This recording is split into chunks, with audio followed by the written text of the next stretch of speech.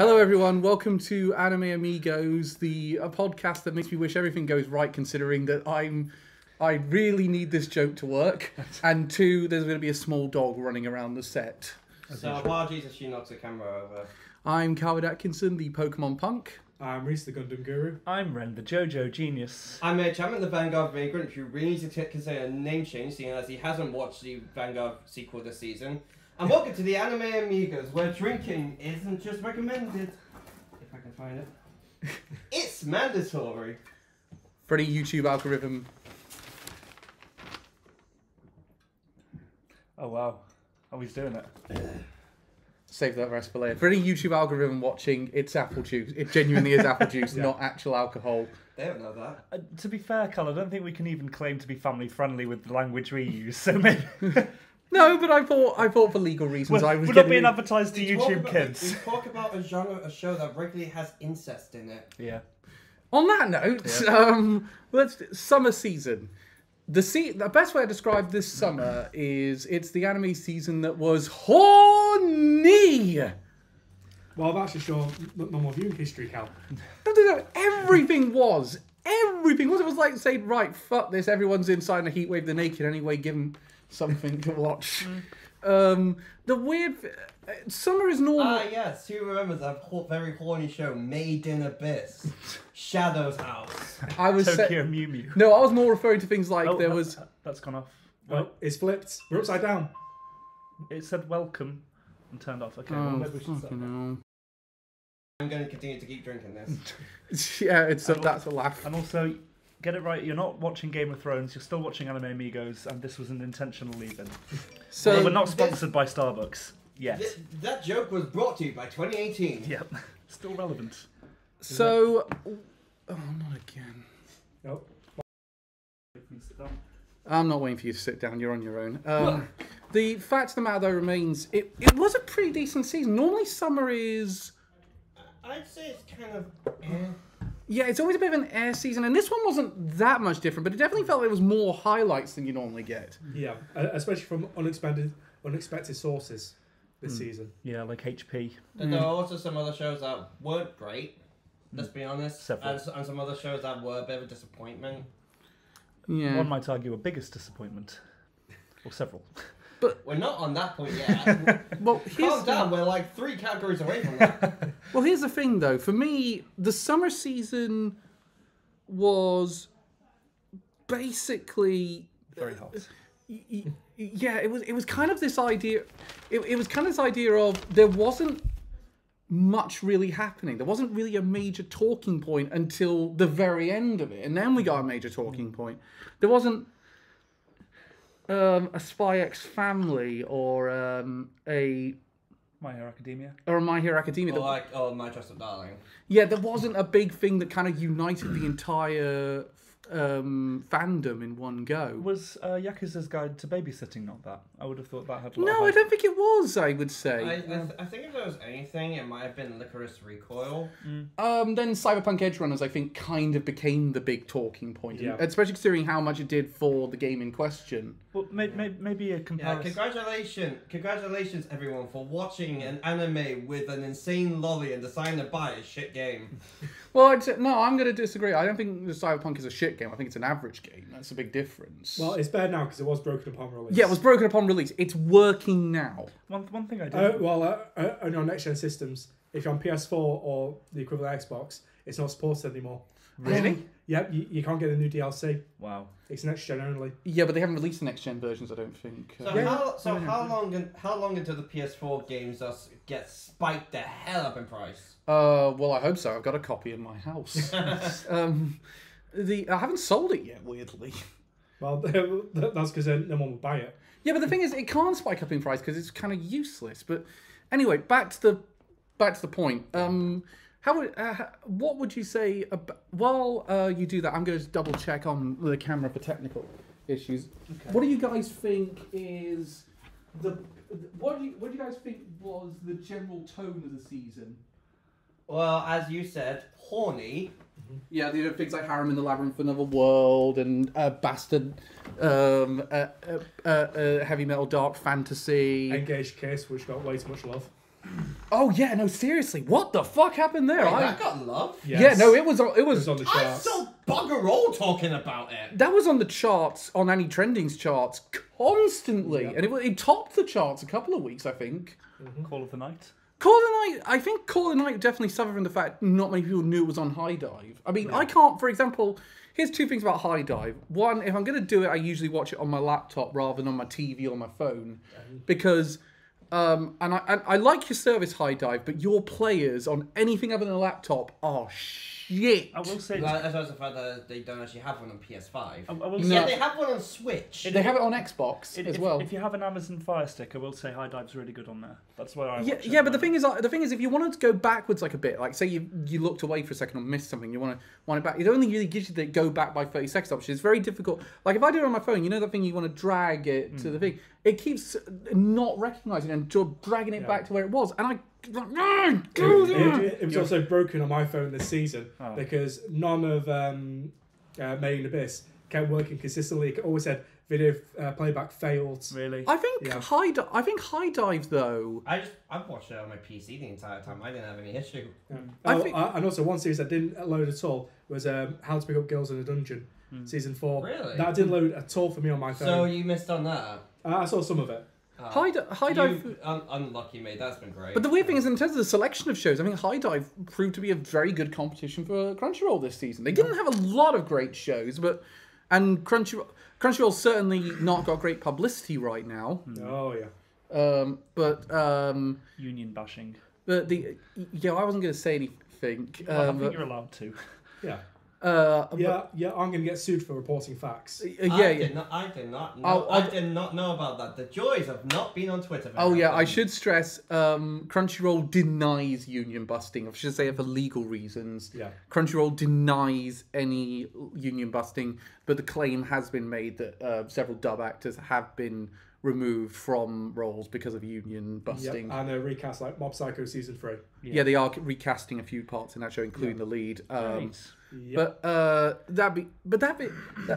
will say though, I'm not going to say being in Crunchyroll's defense on this one because this is a really bad look for him, and I get a sense from what I'm hearing that this is mainly because it's pressure from Sony, who is their parent company, rather than decisions they have made themselves. But I also don't want to absolve Crunchyroll if it is. No, but I don't want to absolve them. But I also would say most of you are complaining about that. I wonder how many of them also say, "Oh, I never watch things in dub. I have to watch them in sub, pure." You know what I mean? I think I don't want to absolve them of it, but I wonder how many of those people are actually going to watch the dub of Mob Psycho 100 and actually do what. Like I'll be honest, I've never watched a single episode of the dub of Mob Psycho 100. You could actually play the third season to me now, and I wouldn't. I would say I watch exclusively in sub, but I'll be honest, I did watch Cyberpunk Edge Runners in the dub. I watched it in dub. The dub's actually pretty damn Yeah, good. no, I mean excellent casting choices in that. But again, they have what's his name, Matt Mercer play a cowboy with a robot arm.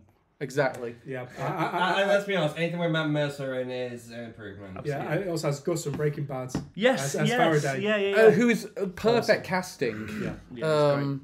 So let's go into best holdovers. Let's start that one off. And I think everyone picked JoJo's for this. I didn't. But that's more because it's not on there because I've only seen 3 episodes. That's fair. I don't really think I can really judge it. But it's just What'd you pick? I got 2 actually. Number two was Orient.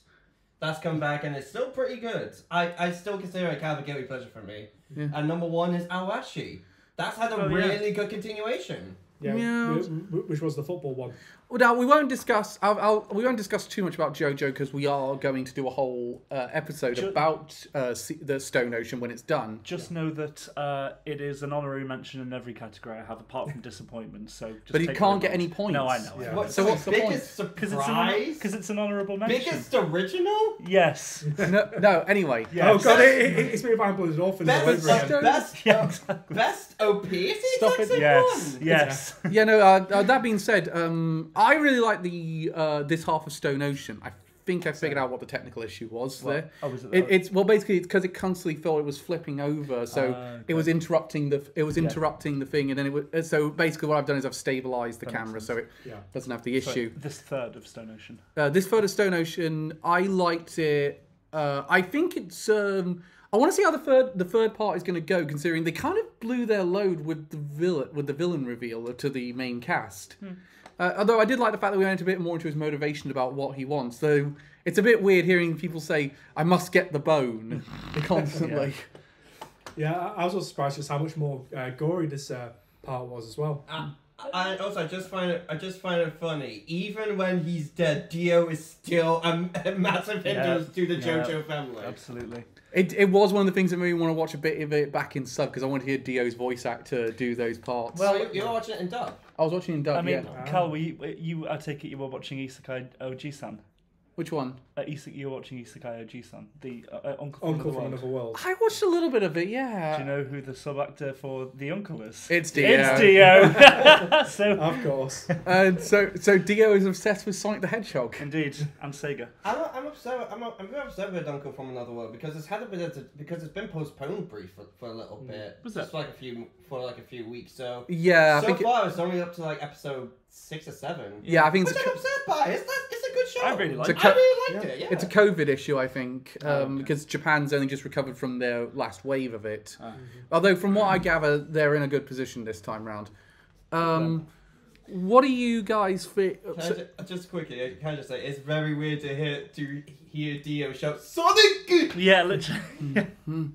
But let's go to. So I think we need to. Actually, I didn't watch much of it, but I've heard it's good. It is really good. I know a lot of this one was sort of build up to a much bigger match. A couple of the characters from like the tryout episodes came back, and they have generally been really, really good. I don't see this was the last sports anime. I really hope for season 2 of it. I think it's really good. Okay. Have you seen Haikyuu, Elliot? I have not. I'm planning to. That is, in my opinion, the best sports anime. I'm probably gonna read the manga. I've heard like it's one of the best sports anime out there. Yeah. Yeah, but I will say the manga and the anime are very different. They actually do make a lot of changes. Like certain characters get put in at certain points. Which would you say is better?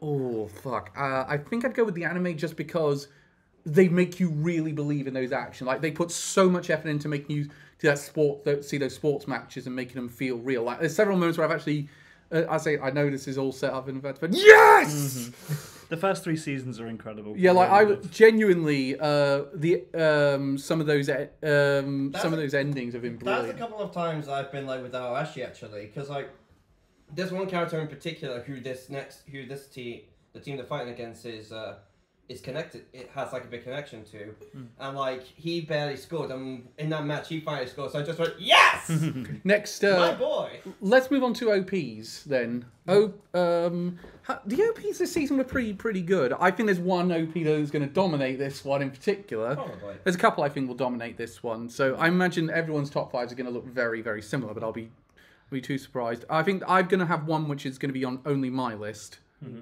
So, how do you guys think the OPs were this season? I really liked them. Yeah, really good. I was struggling between like all of mine. I found EDs a lot easier to choose on and stronger overall, but maybe that was the selection of shows. Well, I put it this way, watched. I've got more honourable mentions for the EDs than the OPs, so let's put it that way.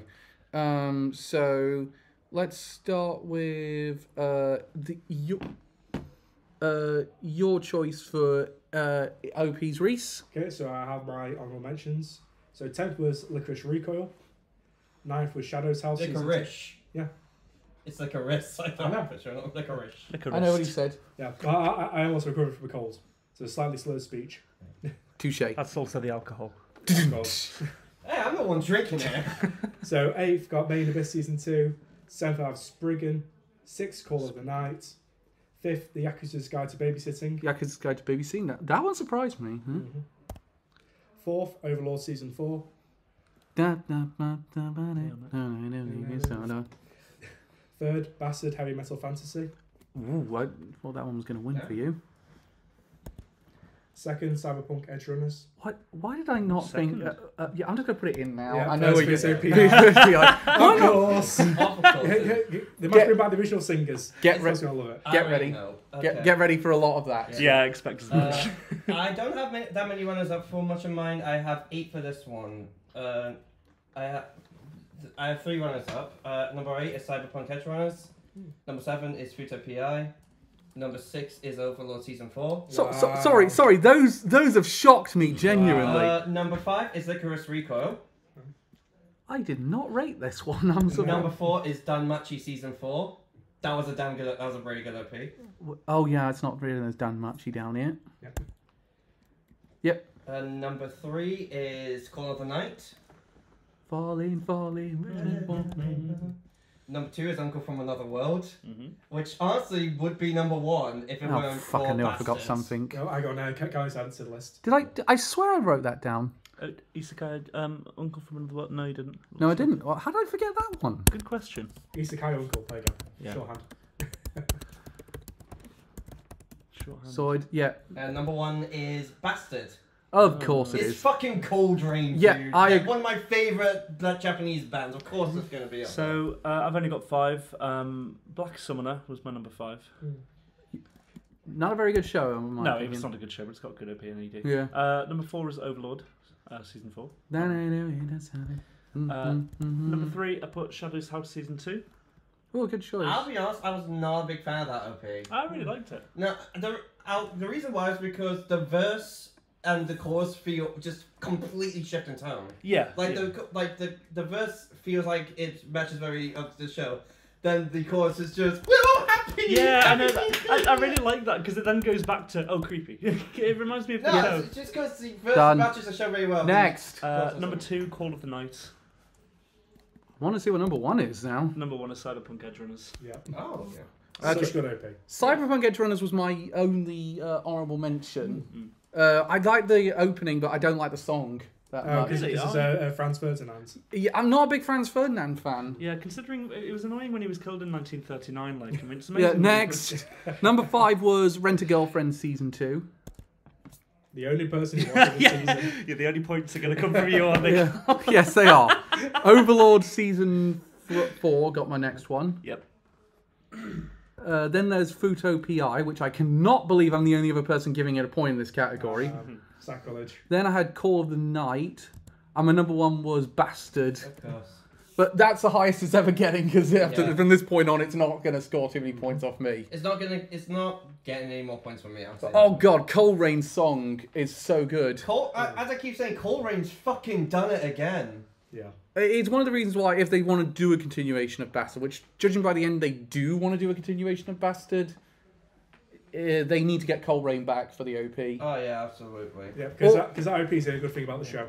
Can I just say I'm just while we're talking about bands, I'm disappointed that Myth and Roy did not do the OP or ED for this season's Overlord. It was sorely missed. I did like the OP and ED. The OP barely missed off. I just think the chorus is a bit better.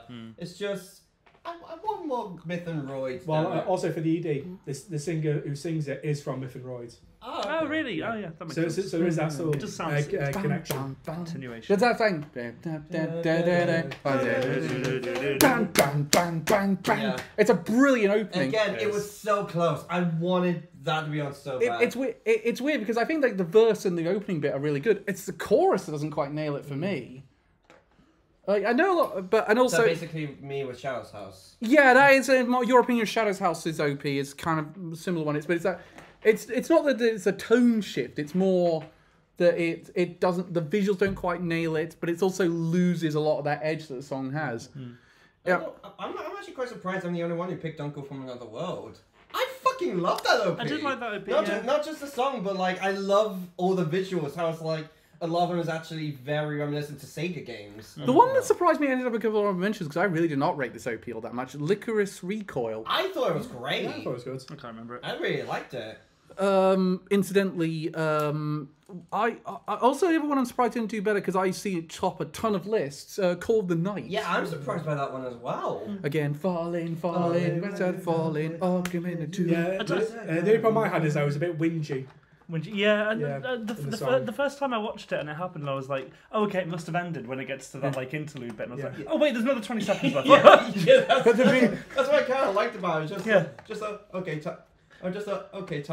Time to start watching again. Yeah, like, first time. It's perfect that it starts off with again. Yeah, That's yeah. But visually, it's a fucking marvel. It's visually, it's great. Yeah. Ren, why Cyberpunk Edge Runners for your number one? I just really like it. I think it's quite an understated one. It doesn't. I mean, it's that kind of. I don't know how to describe it really. Good. That nails it. No, it's I don't. It doesn't need to represent so much about the show, but it's got some quite nice, visual representations. The visuals are nice. It's just closer to the end, they don't make any sense. I know, but like we see him with his David with his head cut off, then all of a sudden he's looking up at something. Well, I mean, that ties in quite well into his character arc. I feel. Yeah. I mean, no spoilers yet. Spoilers, yeah. No, but I think that very psychedelic aspect of it's very interesting in relation to the show. Again, yeah, they do a pretty good job of it, all things considered. But oh yeah, and he's also technically canon to the game because this was a prequel. Yes, yeah. I should say that is actually a spoiler. It's not made clear until the very last episode that it's a prequel for those of us who have played the game. Knowing it's a prequel wouldn't ruin anything about the game. I don't. No, but I think the final episode hits you more when you realise at that point it's a prequel. Because if you played the game, you've encountered that boss fight. Cal, I lost the game. Continue. So did we. So did you. Oh, by the way, while we're on the subject on this one, I've got to click the wrong thing. Well, I would also stress. The people who are putting it online, Cyberpunk was always good. You're wrong. That stupid meme. I played it at launch. It fucking wasn't. And even now that they've fixed most of it, it's still average. Yeah, it was that bad. Sony pulled it from their stores. One thing I didn't know about Cyberpunk, it was actually a tabletop game, like a pen and paper. Yeah. That's no idea. Yeah, it wasn't even 2077. It was 2020. Yeah. And now, but of course, obviously, we need to shift that scare focus going forward. So, shall we move on then to Best ED? Yes. Yeah. By the way, Bastard is obviously in the lead at this point. Yeah, of course. Don't worry, we'll kick it. Though I will say, actually, before we go completely into ED, how were you and me when we rated Futo PI that high? Oh, it's so good. It's a massive callback to the original opening. I really wanted it to be up there, but it's so good. I figured I was missing a lot from not having seen, not been a long time. But that guitar is that bam down, down. Is that harkening back? Is it? Yeah, because the whole thing with Double is heavy guitar and jazz. Got it. For a soundtrack, and it's such a masterpiece. It's impossible not to just do that. Yeah, because even all the visuals are a callback to the original 2009 OP as well. I really hope the video works now because it's going to be really hard to describe audio jazz dancing. I remember watching the first episode, seeing the OP, and just thought, okay, what's with this? And all of a sudden, Kamen Rider just like, okay, that makes sense. ED time. So Reese, let's get your top 5. Honorable mentions: 10th, Parallel World Pharmacy. Yep. 9th, Engaged Kiss. I thought I'd be the only person talking about that one. 8th, Call of the Night. 7th, Shadow's House. 6th, Yakuza's Guide's Babysitting. 5th, Made in Abyss Season 2. Finally gets a point off Reese. Again, expect a lot more of that. Yep. 4th, Licorice Recoil. Chosen wisely. Yep. 3rd, Cyberpunk Edge Runners. With a caveat I'll say afterwards. 2nd, Overlord Season 4. And 1st, Futo PI. Of course. Naturally. That's an amazing ED. Yes, I will agree. I will agree with you completely. It is an amazing ED. I only have the 5. Number 5 is Licorice Recoil. Smart. That was a very good one. Yeah. Number 4 is Overlord Season 4. Yep. The visuals in that were fucking amazing. Yeah, absolutely. Number 3 is Yakuza's Guide to Babysitting. Finally getting on the board with some points. Number 2 is Futo PI. Smart. And number 1 is Call of the Night. Smarter. Call of the Night, it's just a really good song. Ren? Okay. So number 5 is Futo PI. Number 4 is one that you won't have on there. Tokyo Mew Mew. I recognise the name, but I didn't see the show. I did not know that came out this season. I thought it was like Holder. It's a reboot of the original. Number 3, Cyberpunk Edge Runners. Cyberpunk Edge Runners. Yep. Number 2, again Black Summoner. Stop giving it points. I want it. It has good soundtrack. I can't not. I was say it'll be the points it gets. Yeah, it will be. And number 1, Overlord Season 4. Yeah. Again, I love the still visuals and that music in the background. Apparently the still visuals are all from the novels. Yeah. Oh, really? Yeah, they are. Trust me, the covers for the light novels are fucking masterpieces. So my honourable mentions are Overlord 4, Rent a Girlfriend, and Engage Kiss. My number 5 was Licorice Recoil. Then I had Cyberpunk Edge Runners at number 4. 3 I had Bastard. Second was Futo PI. Close call, but I had to give the top to Call of the Night. Yes. Which incidentally means at this point we got Futo PI is in the lead with 10 points. Second place is Call of the Night with 9. And third is joint Overlord 4 and Bastard. Don't get used to hearing Bastard in this category. It's not getting any more points off me. It's not for me either. I will just say about Tokyo Mew Mew, by the way, the only reason I'm watching it is because my girlfriend Claire loves the original and doesn't. And Don't blame her for this, Ren. No, I started watching because she was like, I really want to watch it. I was like, okay, I'll watch it. It's all right. It's not great, but the ED's really good. The thing is, though, the best... I've seen a lot of Magical Girl series for doing loads of parts of my job. And because I was doing a whole segment for my book on it. And I've got it over there, asshole. There. Excellent. I'm not even going to try anymore because I'm not coming back from that. Tokyo Mew Mew was one I missed. I've been meaning to get round to it, but again, the amount of cat jokes they get at me, I'm not going to that down that rabbit hole. I just want to move on as well about Cyberpunk Edge Runners. They did upload its own separate video for the ED. Oh yeah, it's full-length song, and it's got a new animation, and it's with a new character who's on the team before David joins. Oh, I did not know that. Yeah, so I would recommend watching that because it's its own self-contained story. Yeah, I just really like the one with Lucy. Alcohol's gone. I'm joking. Moving on. Fucking not. Moving swiftly on. The Futo PI ED though, that was close. Fantastic. I love it. It's so catchy with the dancing as well. I fucking love it. We are not learning it for the next anime con we go to. Yes, we are. Because we can't dance. How many members of the Ginyu Force are there? 5. Okay. We But six in Kakarot. Is there? Wait, yeah. There's a new female member who was exiled. Oh, okay. It's okay. I could train Ripley. Yeah, train Ripley. We need to. Yoko Sentai. Yoko Sentai. We do need to practice the Ginyu Force poses. I am. Sorry. Well, who's going to be? Well, you're Jace then. No, Elliot's Jace. Yeah. Well, Galas Ginyu being the leader. Sure. Yes, naturally. Rikum. Oh, wait, am I the blue guy then? Berta. Yeah. Berta. No one wants to be the short. Ripley's the short guy. Yeah, Ripley's Guido. I've not watched it. Have a biscuit. I have no idea what they are talking about. It's okay. Oh, it's so good, the Ginyu Force. You're the Australian character. Yeah. No, I'm the farmer who dies in the first episode. Well, parallel wall of 5. But Call of the Night did very well here, which I'm glad. It was top for me and Elliot. It was 8 for me. Yeah, I was surprised you rated it as low as you did, Reese. It was still good. I sort of got outclassed. But it's the combination of the visuals and that song works so well together, I'd say. You top of your list, Elliot. Yeah, I just really liked it. It was in my head pretty much every time It was the only OP I really listened to every time the episode ended. And it was staying in my head like the entire day afterwards. Yeah, time!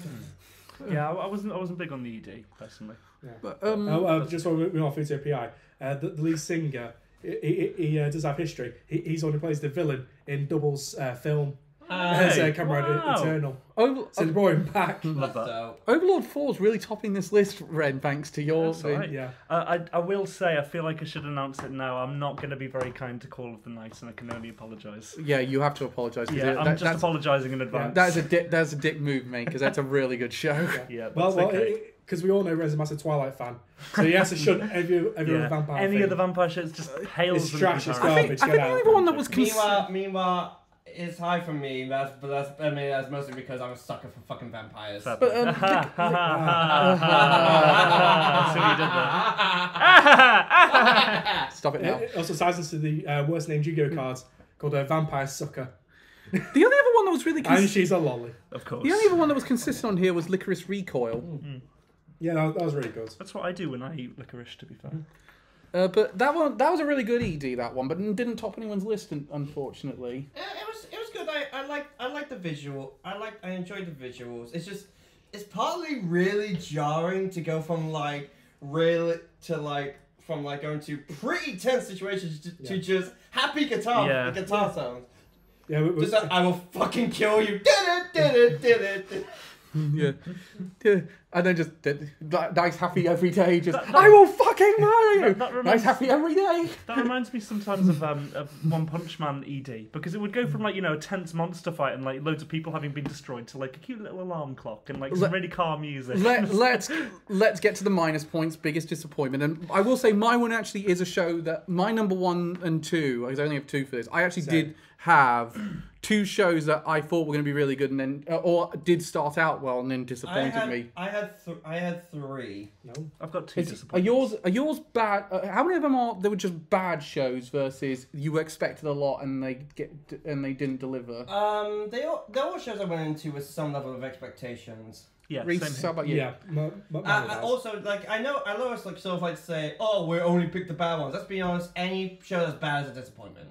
I feel like it's valid. Yeah, but I think in terms of this category, I define disappointment is it was you went in with the expectations and it didn't quite meet them. I think Let's go into shows with expectations, though. Yeah, but I think because the bad shows aren't going to get points anyway, whereas this is an opportunity to take down shows a peg if they're like middling or something. Yeah, but let's get the points out. Reece, what did you have? So second, I have Engaged Kiss. Smart. Deserved the hype.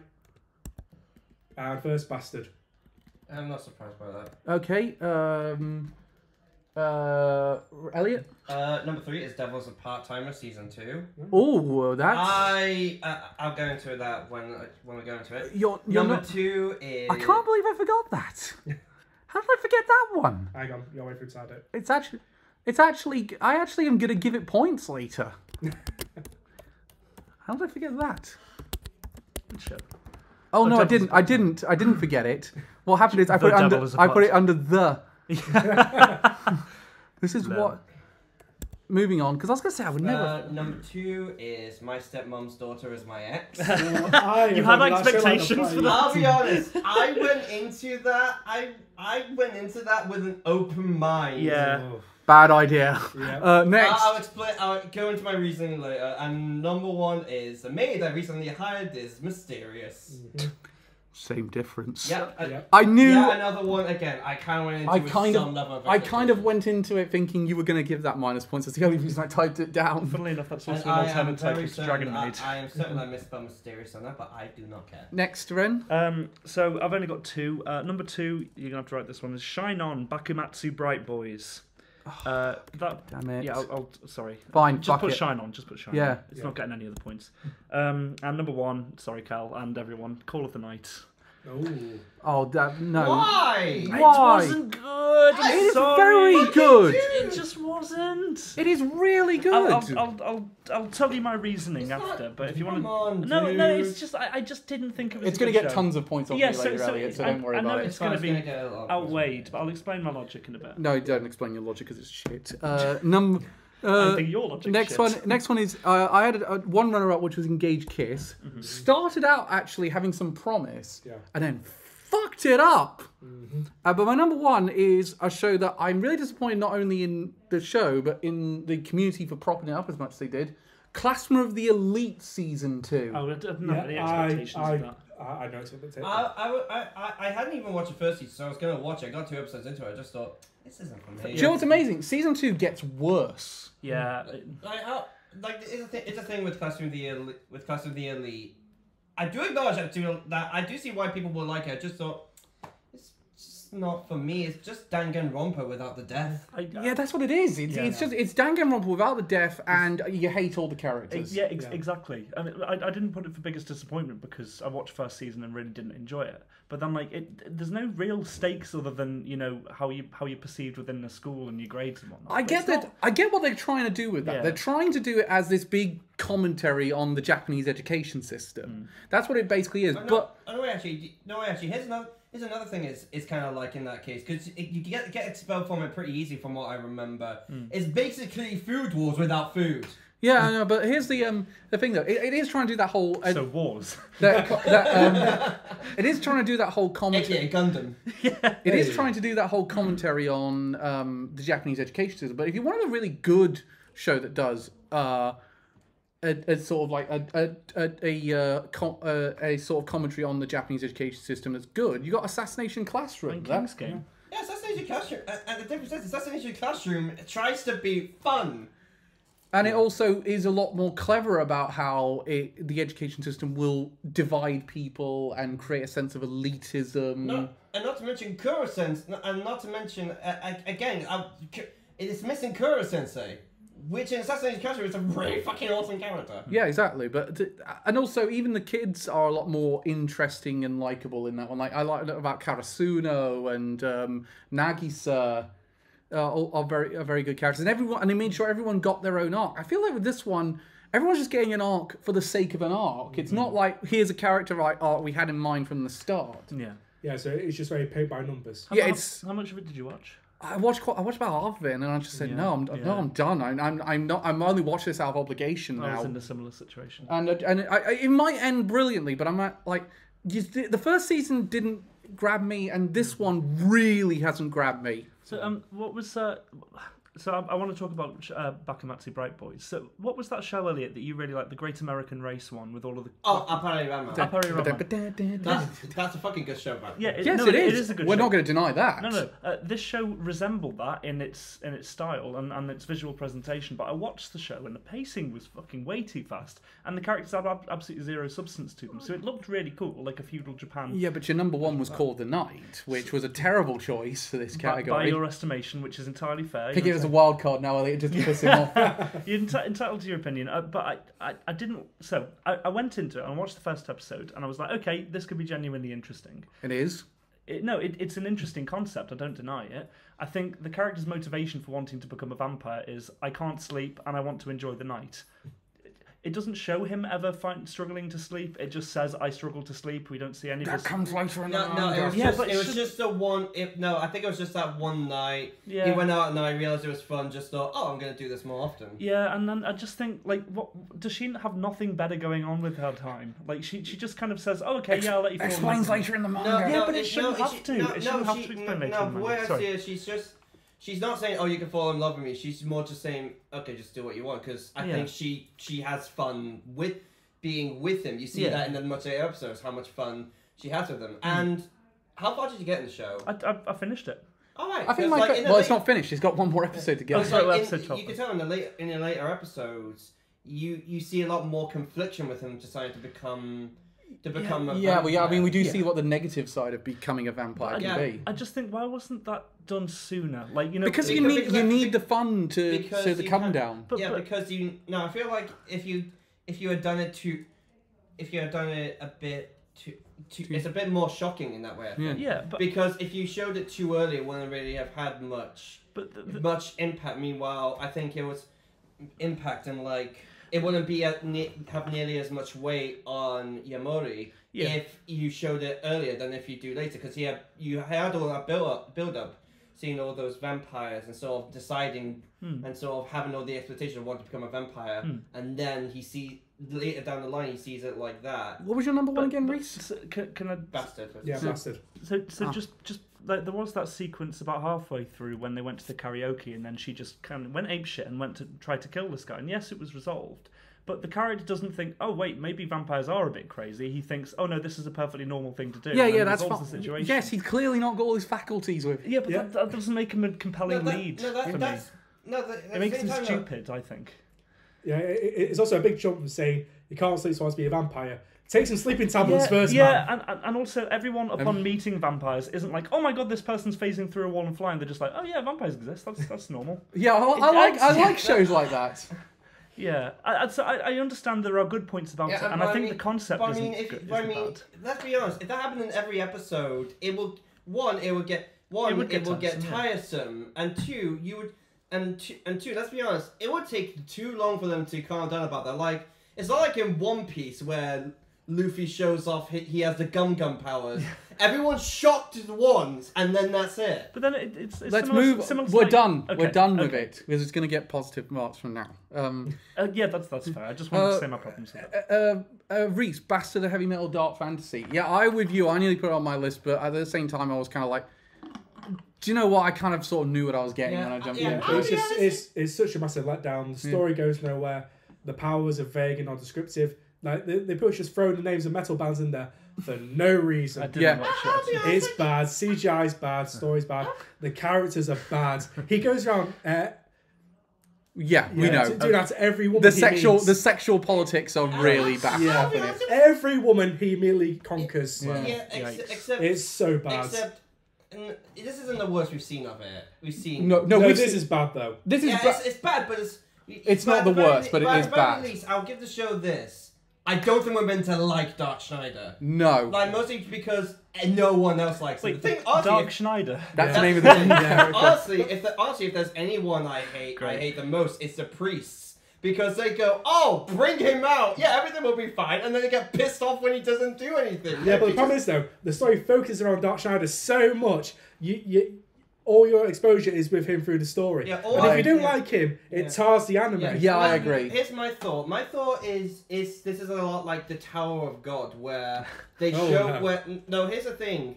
Apparently, from what I've heard, the Tower of God is actually really fucking good. The web novel is. It's just the beginning isn't very good. I feel like it might be the same case with Bastard. Yeah, but the thing is, I feel like it gets better down the line. The thing for me about Bastard, the thing that really lets me down about it as well, is the fact that unless Netflix decide to do their own thing with it, this will never have an ending because the manga has no ending.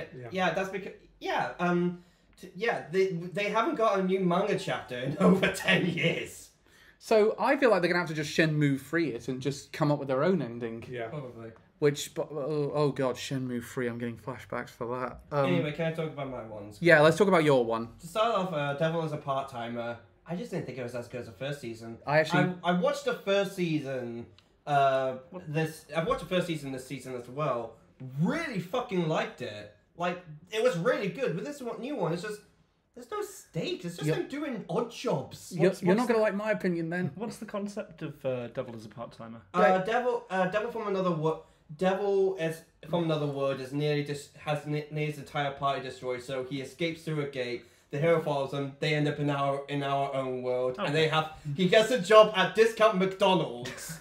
And I'm not kidding. It's really the first season at least is really fucking good. Yeah, and also the animations had a major downgrade. Elliot, I'm gonna have to speed you up because for time purposes.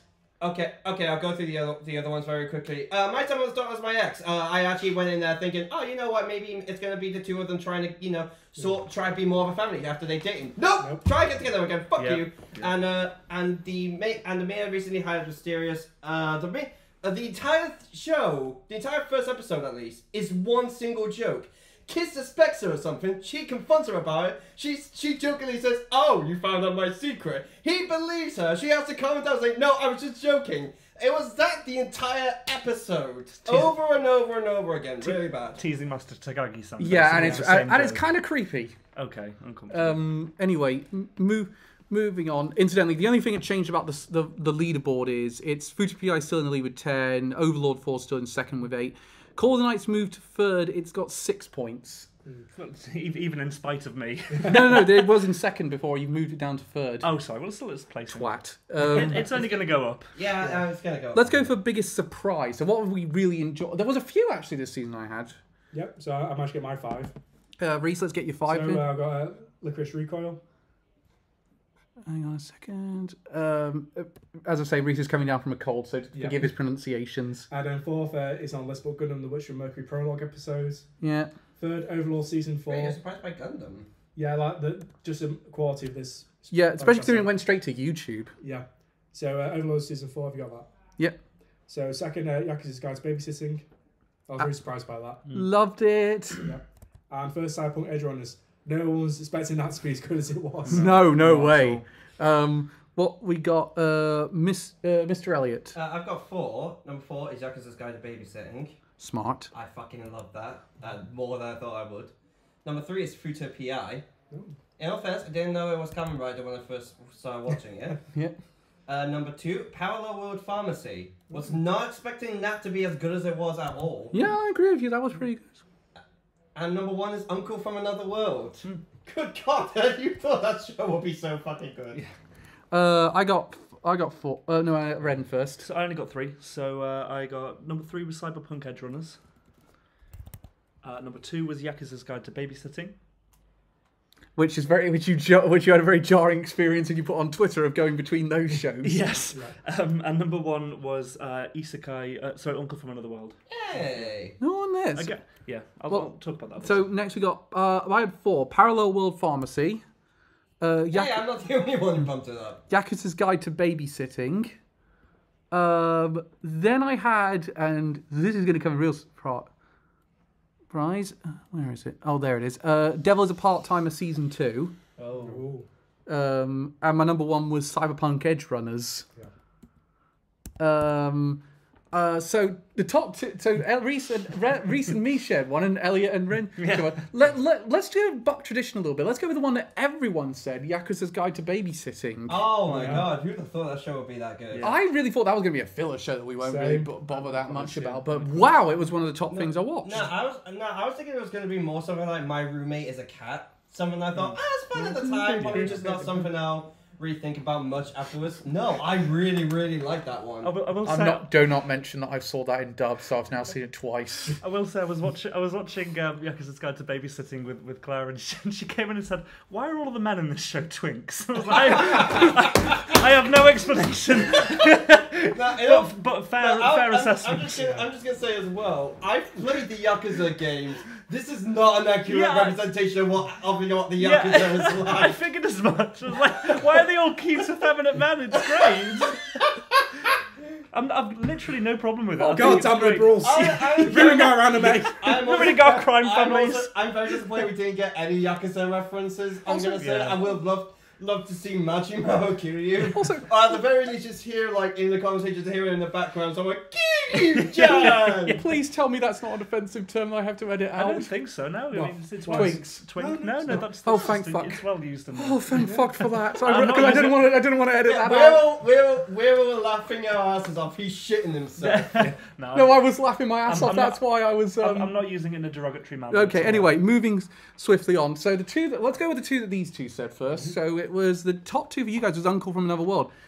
I really liked that show. I was so surprised by how good it was. Cause I remember seeing the poster for it. I thought, oh, this is going to be creepy. Yes, exactly. It's gonna be really creepy. Then I ended up watching it just like, holy shit, this is not only really wholesome, it's really fucking funny. Absolutely. I agree, yeah. I think Netflix got a good one with this one. 100%.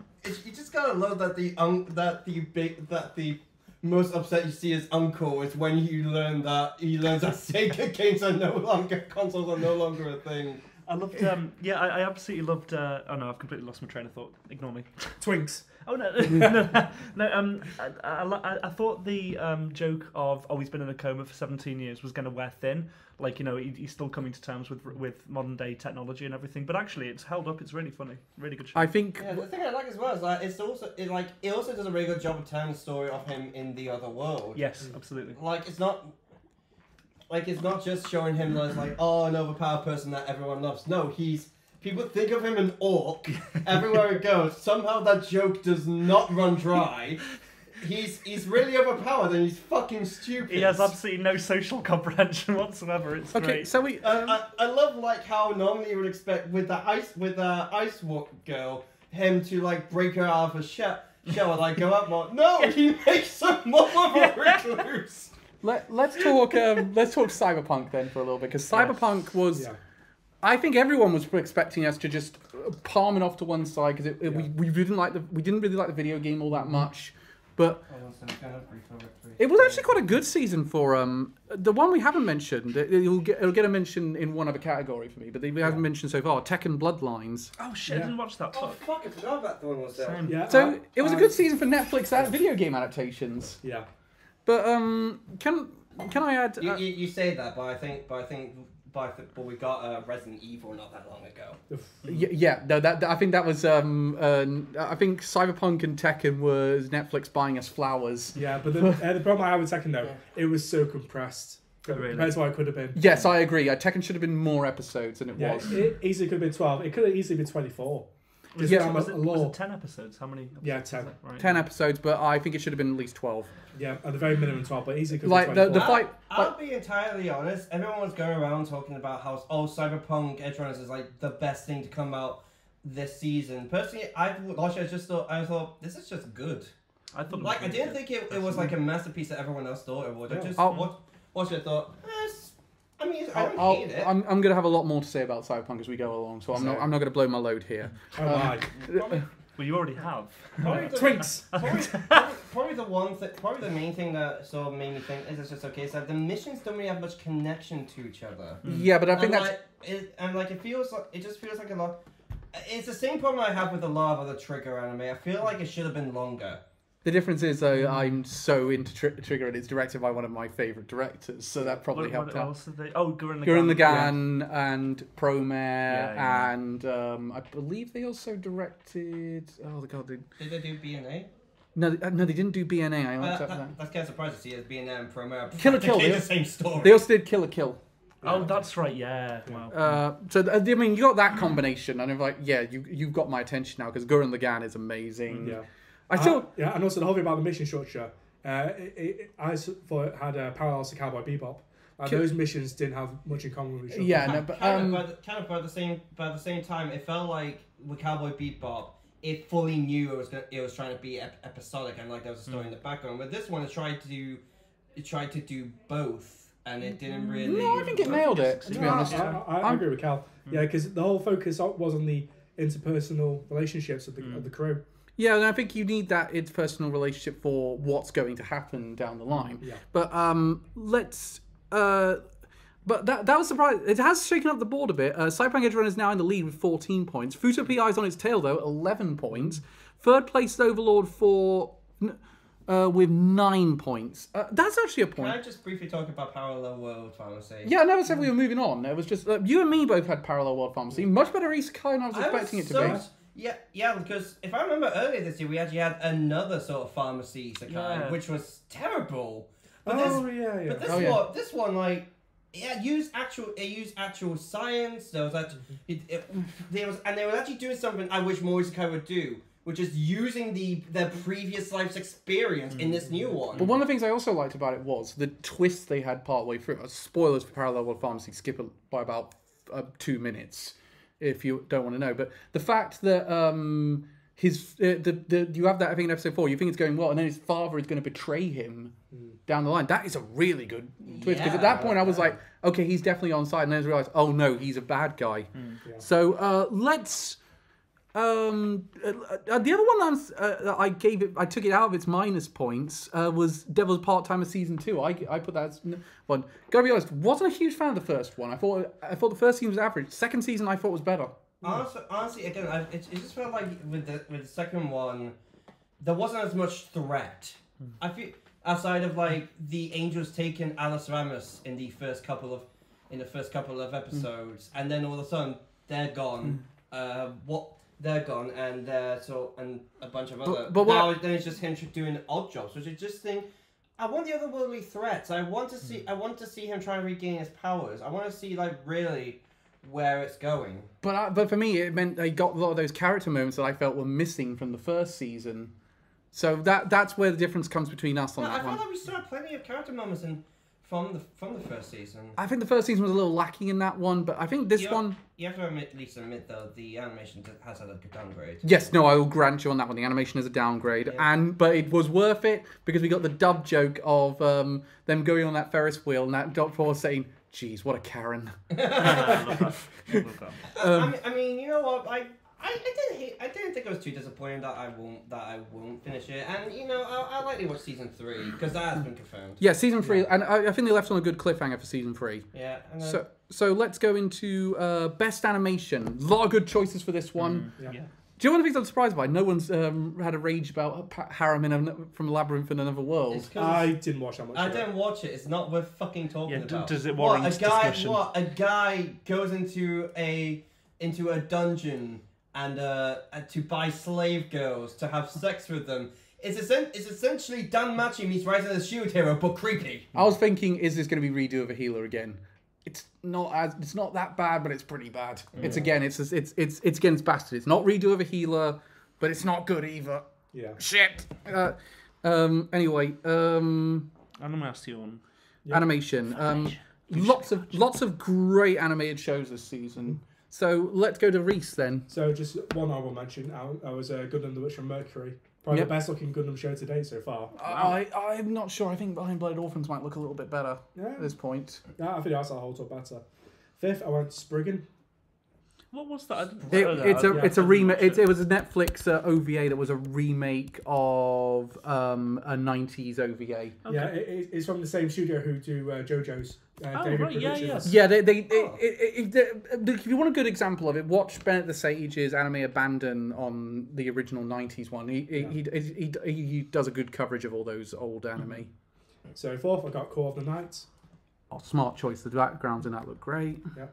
Third, Licorice Recoil. Good choice. Good coins. Licorice all sorts recoil. Second, Futo PI.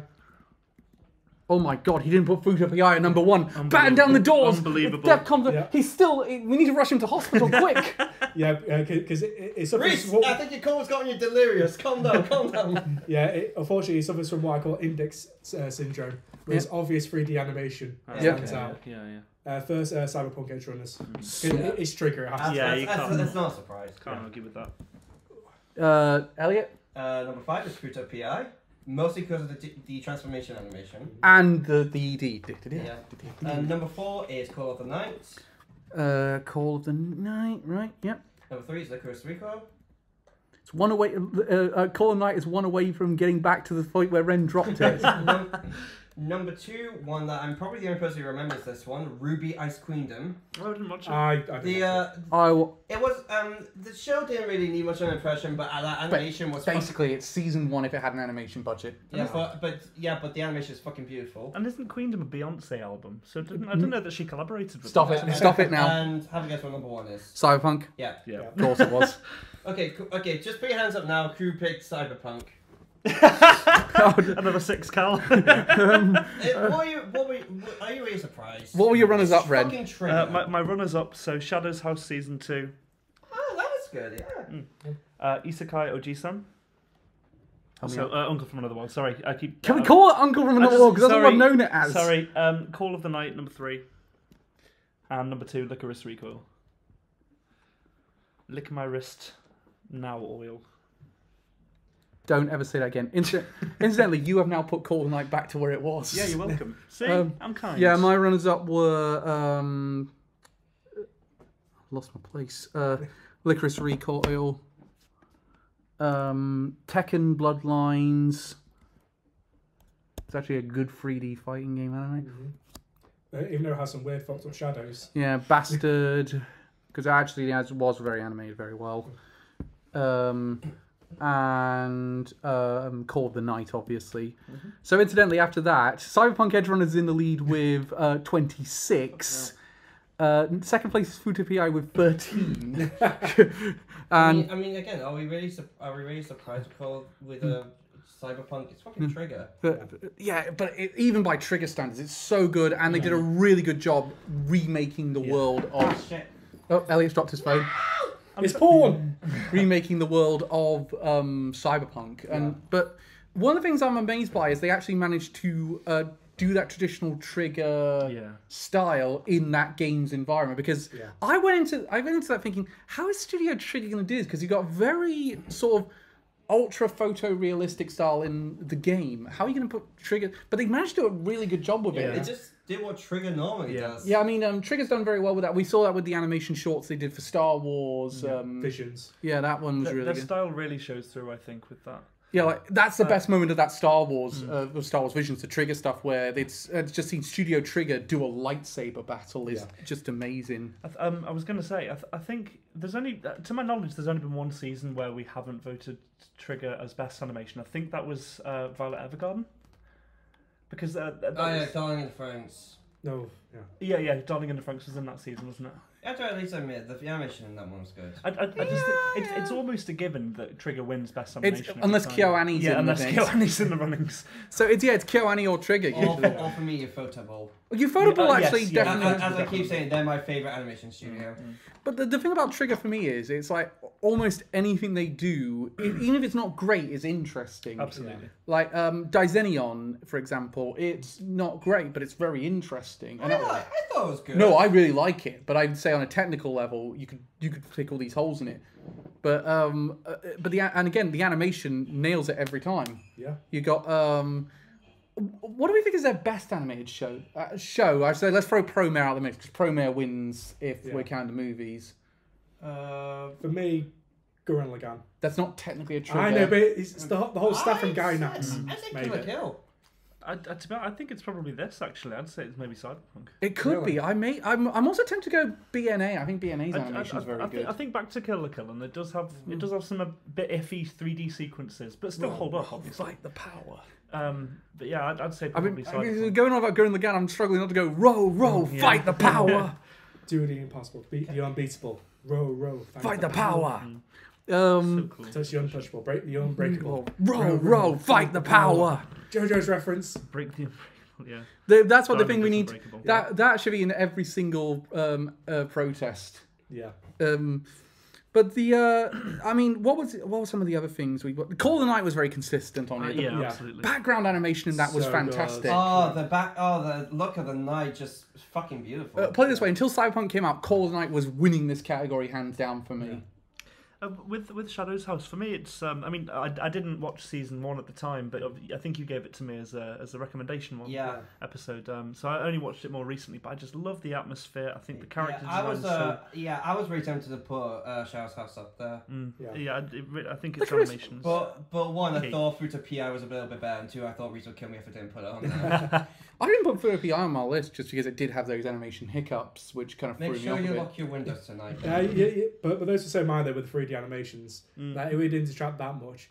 It was just very noticeable though, like on the motorbike chases and that, where you see the cars, like rendered like a PS2 game going along. Oh, trust me, Fruta PI is in every apart from sequel, it's in everything now for the rest of the list. But but it has a sequel, doesn't it? No, it's a it's an original because it would say it's a sequel to a live action series. Oh well, that's one fucking up for me then. So basically, Fruto PI is an adaptation of the manga, which is set 1 year after the TV show finished. Incidentally, has it been translated over here yet? No, I don't think so. Damn. I know it's a manga. I just thought we were considering a sequel because it is technically a sequel to. No, it's we go in anime terms on that one. Otherwise, Cyberpunk Runners would technically, because it's in the same franchise as. It would be a prequel though. Yeah, but brand new category. Just Cyberpunk by itself. Prequel.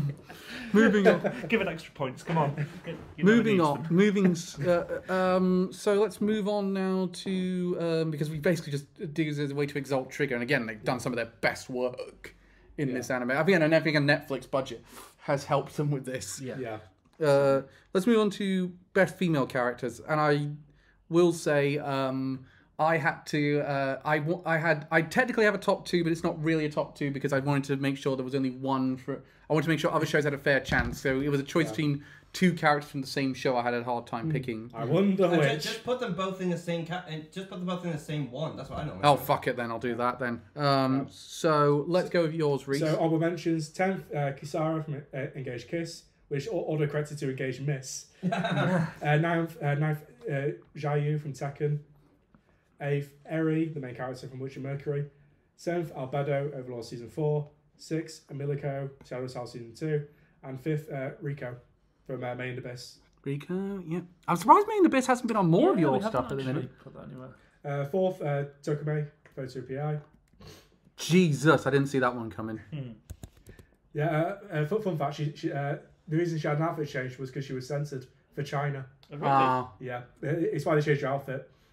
3rd, Nazuna, Golden Knight. Smart. 2nd, Chisato, Licorice Recoil. Of course. And 1st, Lucy from Cyberpunk Edge Runners. Although Rebecca was a close 2nd. Yes. Elliot? Okay, number 8 was Rishi Yaotome from When Will You Make His Move.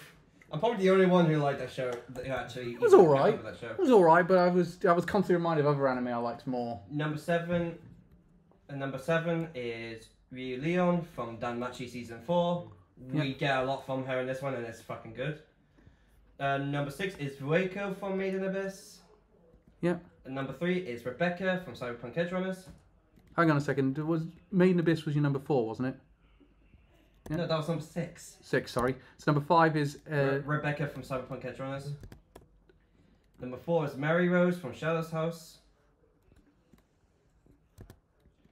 Number 3 is Nazuna Nanakasu from Call of the Night.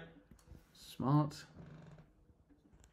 Number 2 was Yaika from Yakuza's Guide to Babysitting. Correct choice. And number 1 is Chisato from Licorice Recoil. She is so much fun.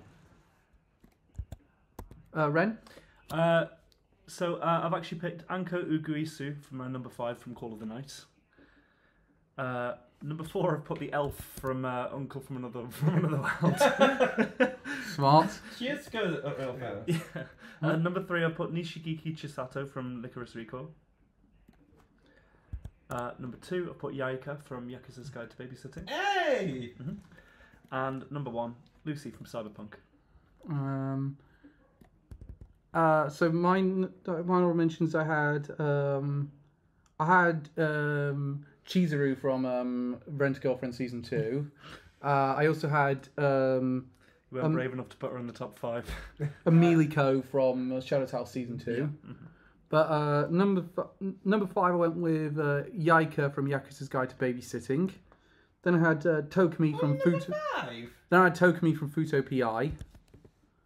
Then Nazuna from Call of the Night. Then I had Chisato from Licorice Recoil. And since Elliot's given me license, joint first place is Lucy and Rebecca from Cyberpunk Edge Runners. So incidentally, after that, Cyberpunk Edge Runners has in the lead with 36 points. Futo PI is in second with joint second with Licorice Recoil with 15. Third place is Call of the Night with 14. So I'm a bit surprised I'm the only one who picked Mary Rose from Shadow's House. I just thought her arc was really good. but Yeah, I've got another point for Shadow's House. So. but oh my god, Lucy's character Mary arc Rose was was so good. So Yeah, good. 100%. It's and thank God CG Projekt Red did not get their way and cast Rebecca out of the show, Yeah.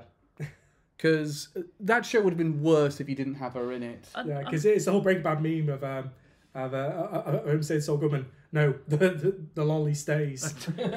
Yeah, I don't see the logic for not having her in it. Cause Apparently, it was because the CD Projekt Red kind of objected because she's a quite short, petite woman, and they didn't really have a character type like that in the game. Oh, in the game, but it's stupid because everyone in that world cybernetically enhances themselves. Yeah, but to that's look the whole however they want. Yeah, and I love the fact that they missed the point of their own thing. It's the whole Yeah. idea is anyone can enhance themselves to look however they want to look. Yeah, that's the point. Which is why she's a small lolly, but she's got giant fuck off fists. Yeah, exactly. And those guns that everyone's now trying to get in the game with the Yes. Edge Runners update.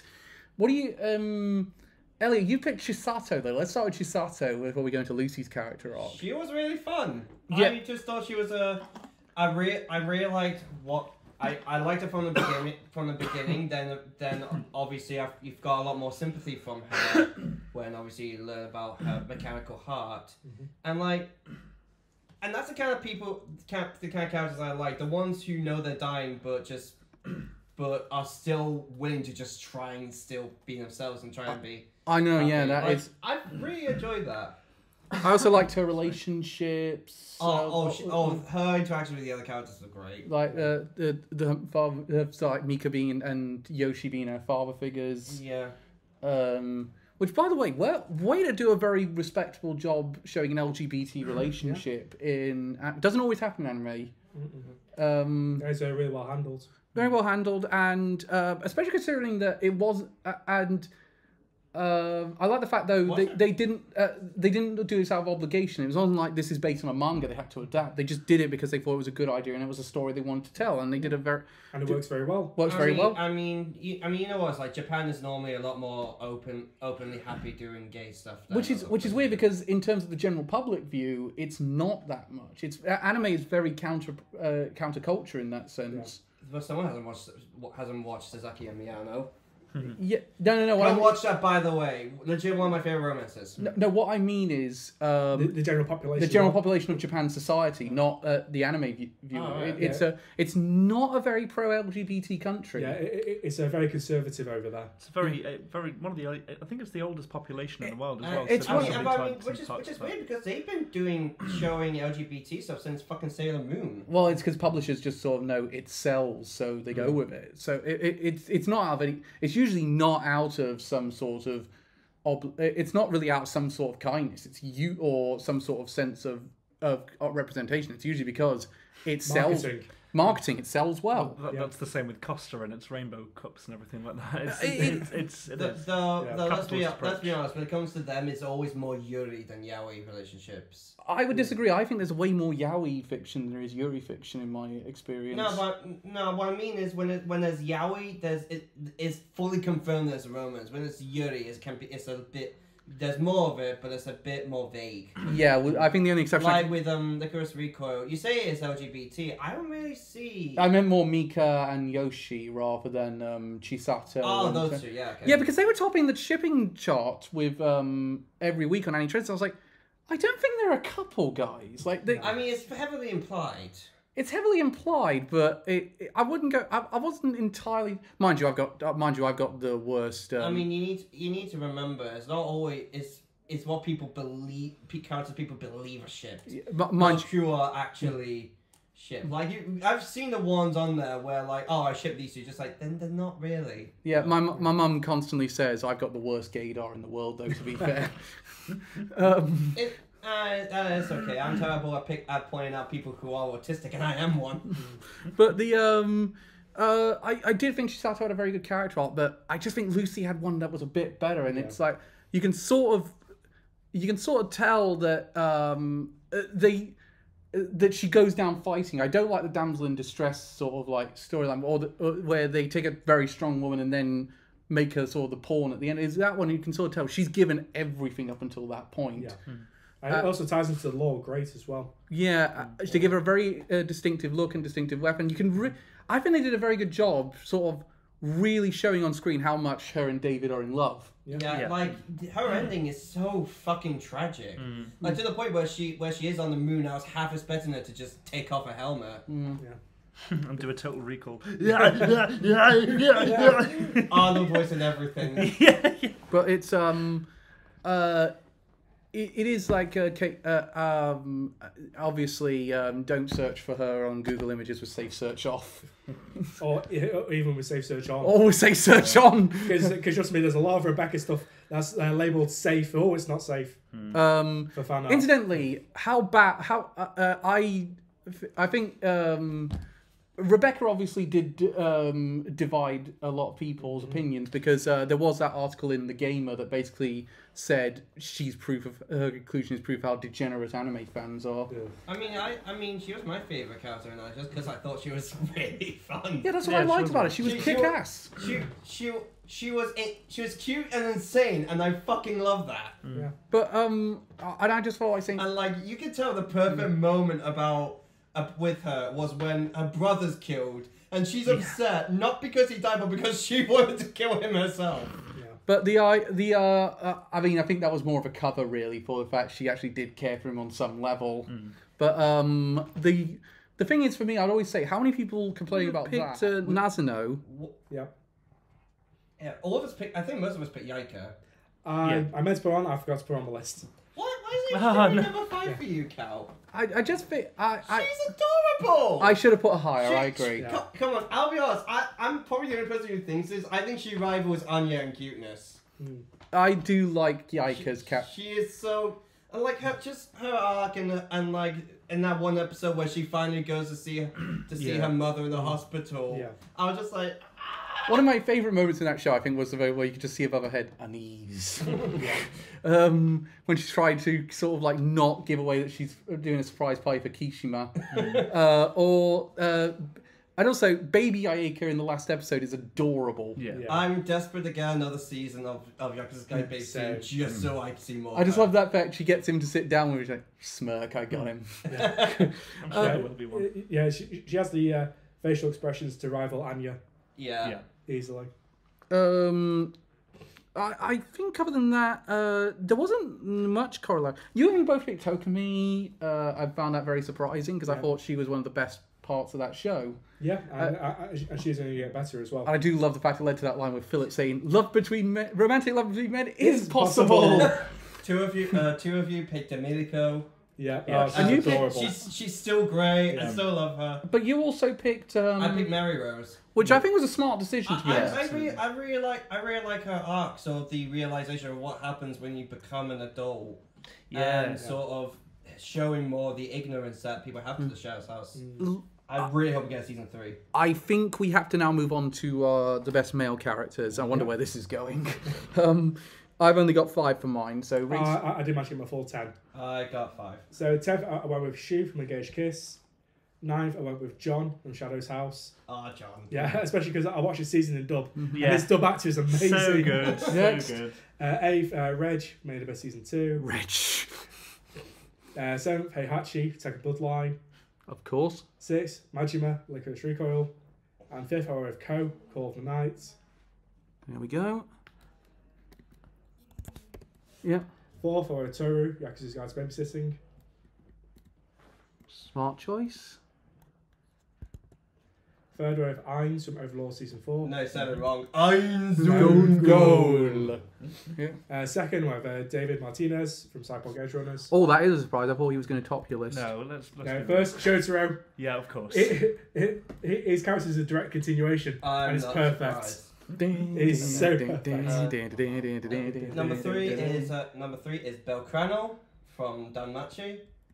I still think he's a really good character. I still think he's one of the best protagonists in those sort of isekai-like fantasy shows. Number 4 is the uncle from Uncle is Another World. Uncle from Another World. He's just really funny. Can I just mention at this point, there is currently, like, 3 shows are all on 10 points. Number 3 is Shotaro Hidari and Philip from Future PI. I couldn't decide between the 2. Oh, they're both so good. Number 2 is Toru Kirishima from Yakuza's Guide to Babysitting. And number 1 is Ko Yamori from Call of the Night. Oh, wow. In the cold of the night, people will Find find her. Ren? Sorry, I was. He'll answer just before dawn. I was going to do In the Night Came the Killers with the Cross. Next. So number 5, I've got John from Shadow's House for exactly the same reasons. Because his voice. I would say John has one of the funniest moments where they're saying, "You can help us too." Really? Yeah. You can fix our wall. Also, the fact they turned him into a Pokemon. John Punch! Next. Yeah. Number 4, I've got Philip and Shotaro from Futo PI. Number 3, I've got the Uncle from Another World. Hey. Number 2, I've got Kudishima from Yakuza's Guide to Babysitting. Thank you, it's now ahead of the Uncle from Another World. And now, number 1, I've got David Martinez from Cyberpunk. Thank you. My lot, I did have an honorable mention for Jin Kazama. That bit of puberty hit there. Then I had Mika from Licorice Recoil.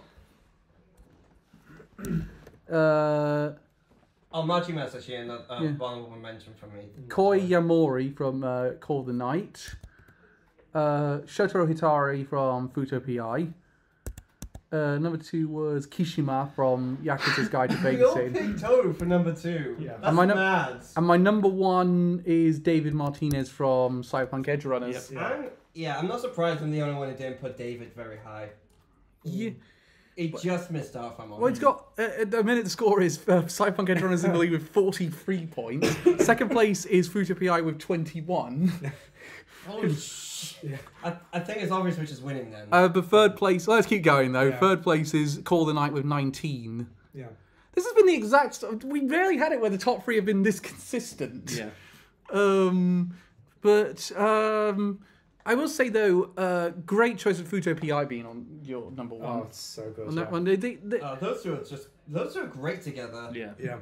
Yeah, and they also the 2 riders who are shipped the most in the fandom as well. I feel like I felt like that walking through I feel it. like they would be. Like, there was a female lead who is kind of confirmed is kind of with Shotaro. Yeah. And yet people still want to see them fuck. Yeah. Oh yeah. Like, those two have been shits for over 12 years now. Again, it's more. What definitely convinced me was more the bit when it's true. Men can be together. I do wonder at that point, what the fuck did she show him? Yeah. My favourite. Well, they just showed him Sasaki and Miyano. Exactly. I will not I will not stop promoting that show. It is really good. I wonder what his wild card is. Spoilers, it's not. there was a other one. We all, as you said, we all had Kishima as number 2. Yeah. He was 4 for me. Oh, 4th, except for okay. Reese. You broke the chain, you How dare you, bastard! sir! Like, he was still a fantastic character though. Like, Kirishima is really, it's just really damn good. It's really cool that Yaika sort of tamed the beast and like he just, and mostly that bit where he just goes full on back to his demon when when she gets hurt, which I would just say fucking deserve it. Yeah, Oh, yeah. it's one of those get a load of this. Get a load of this. It is one of those because we've been told all the way through the series of what a savage killer he is. Yeah. And then we see the thing that finally pushes him over the edge. Yeah. Don't mess with his little girl. Oh my. Yeah. Could maybe phrase that differently. Yeah. Anyway. Toru, the Catholic priest. No, rephrase. Don't Obviously, mess with his kind of daughter. obviously, I don't mess with Surrogate that one. daughter. Yeah. Surrogate Stepdaughter. Oh no, that's gotten even worse. Stop it! No, but Back. I did like though the fact they did a very good job showing this sort of like surrogate father and daughter Yeah. between the two of them. It does feel like they both improve each other. Exactly, yeah. Especially where she started the show, like she was pretty much alone in the world, and then he helped her bring her out of her shell. Yeah. The thing I like as well, just to go off topic with him is with Kirishima is that her dad isn't Bad. isn't just off doing nowhere. It's just he just thinks that I don't really have enough time to properly look after her, so I'm gonna get Kirishima. But I'm still gonna be there. Yeah, he's not a bad dad per se. Yeah. He needs to make sure that she gets the best. Yeah, Yeah. exactly. But And also trying to just sort of help detain Kirishima a bit more. and of course he's kind of grieving as well because he doesn't know what to do with his wife. Yeah. I also like the fact they did show that flashback of how they met, so it's very believable. I want more of that. I loved it so much. Same. Well, hopefully it goes like a Fruits Basket prequel fate syndrome thing we get. Oh yeah, and that's going to Crunchyroll soon. Yes, that'll be good. That's coming to Crunchyroll. David was the top of 2 boards. Was he top of yours? Yeah, he won mine. He was second for me. Second for me, he was top for 2 of us. He barely missed off. Great. Oh, he has a such a great good character arc, Yeah. and he nails the idea that I think they failed with. They tried this with V in the game of this idea of how the main ethos of cyberpunk fiction, which is how far do you have to go till you stop being human? But they think they did it more with David, and I go into an argument on our Civ group about why Edge Runners is a much better story than. Let me guess who it was with, Joe. Yep. Yeah. What was his It's argument? always fucking with him. What was his argument? Because he said he wouldn't like the anime because it doesn't have the dour tone of the. Well, then he's not watched the anime. He's not watched the he hasn't anime watched it. that far Jesus. through. And 2, the characters are way more likable, so you actually give a shit what's going to happen to them. Yeah, I don't give a shit what's going to happen to V. He's a terrible person. Yeah, because the only thing the anime doesn't have is Keanu Reeves. Yeah. Well, apart from that, And it's superior in every way.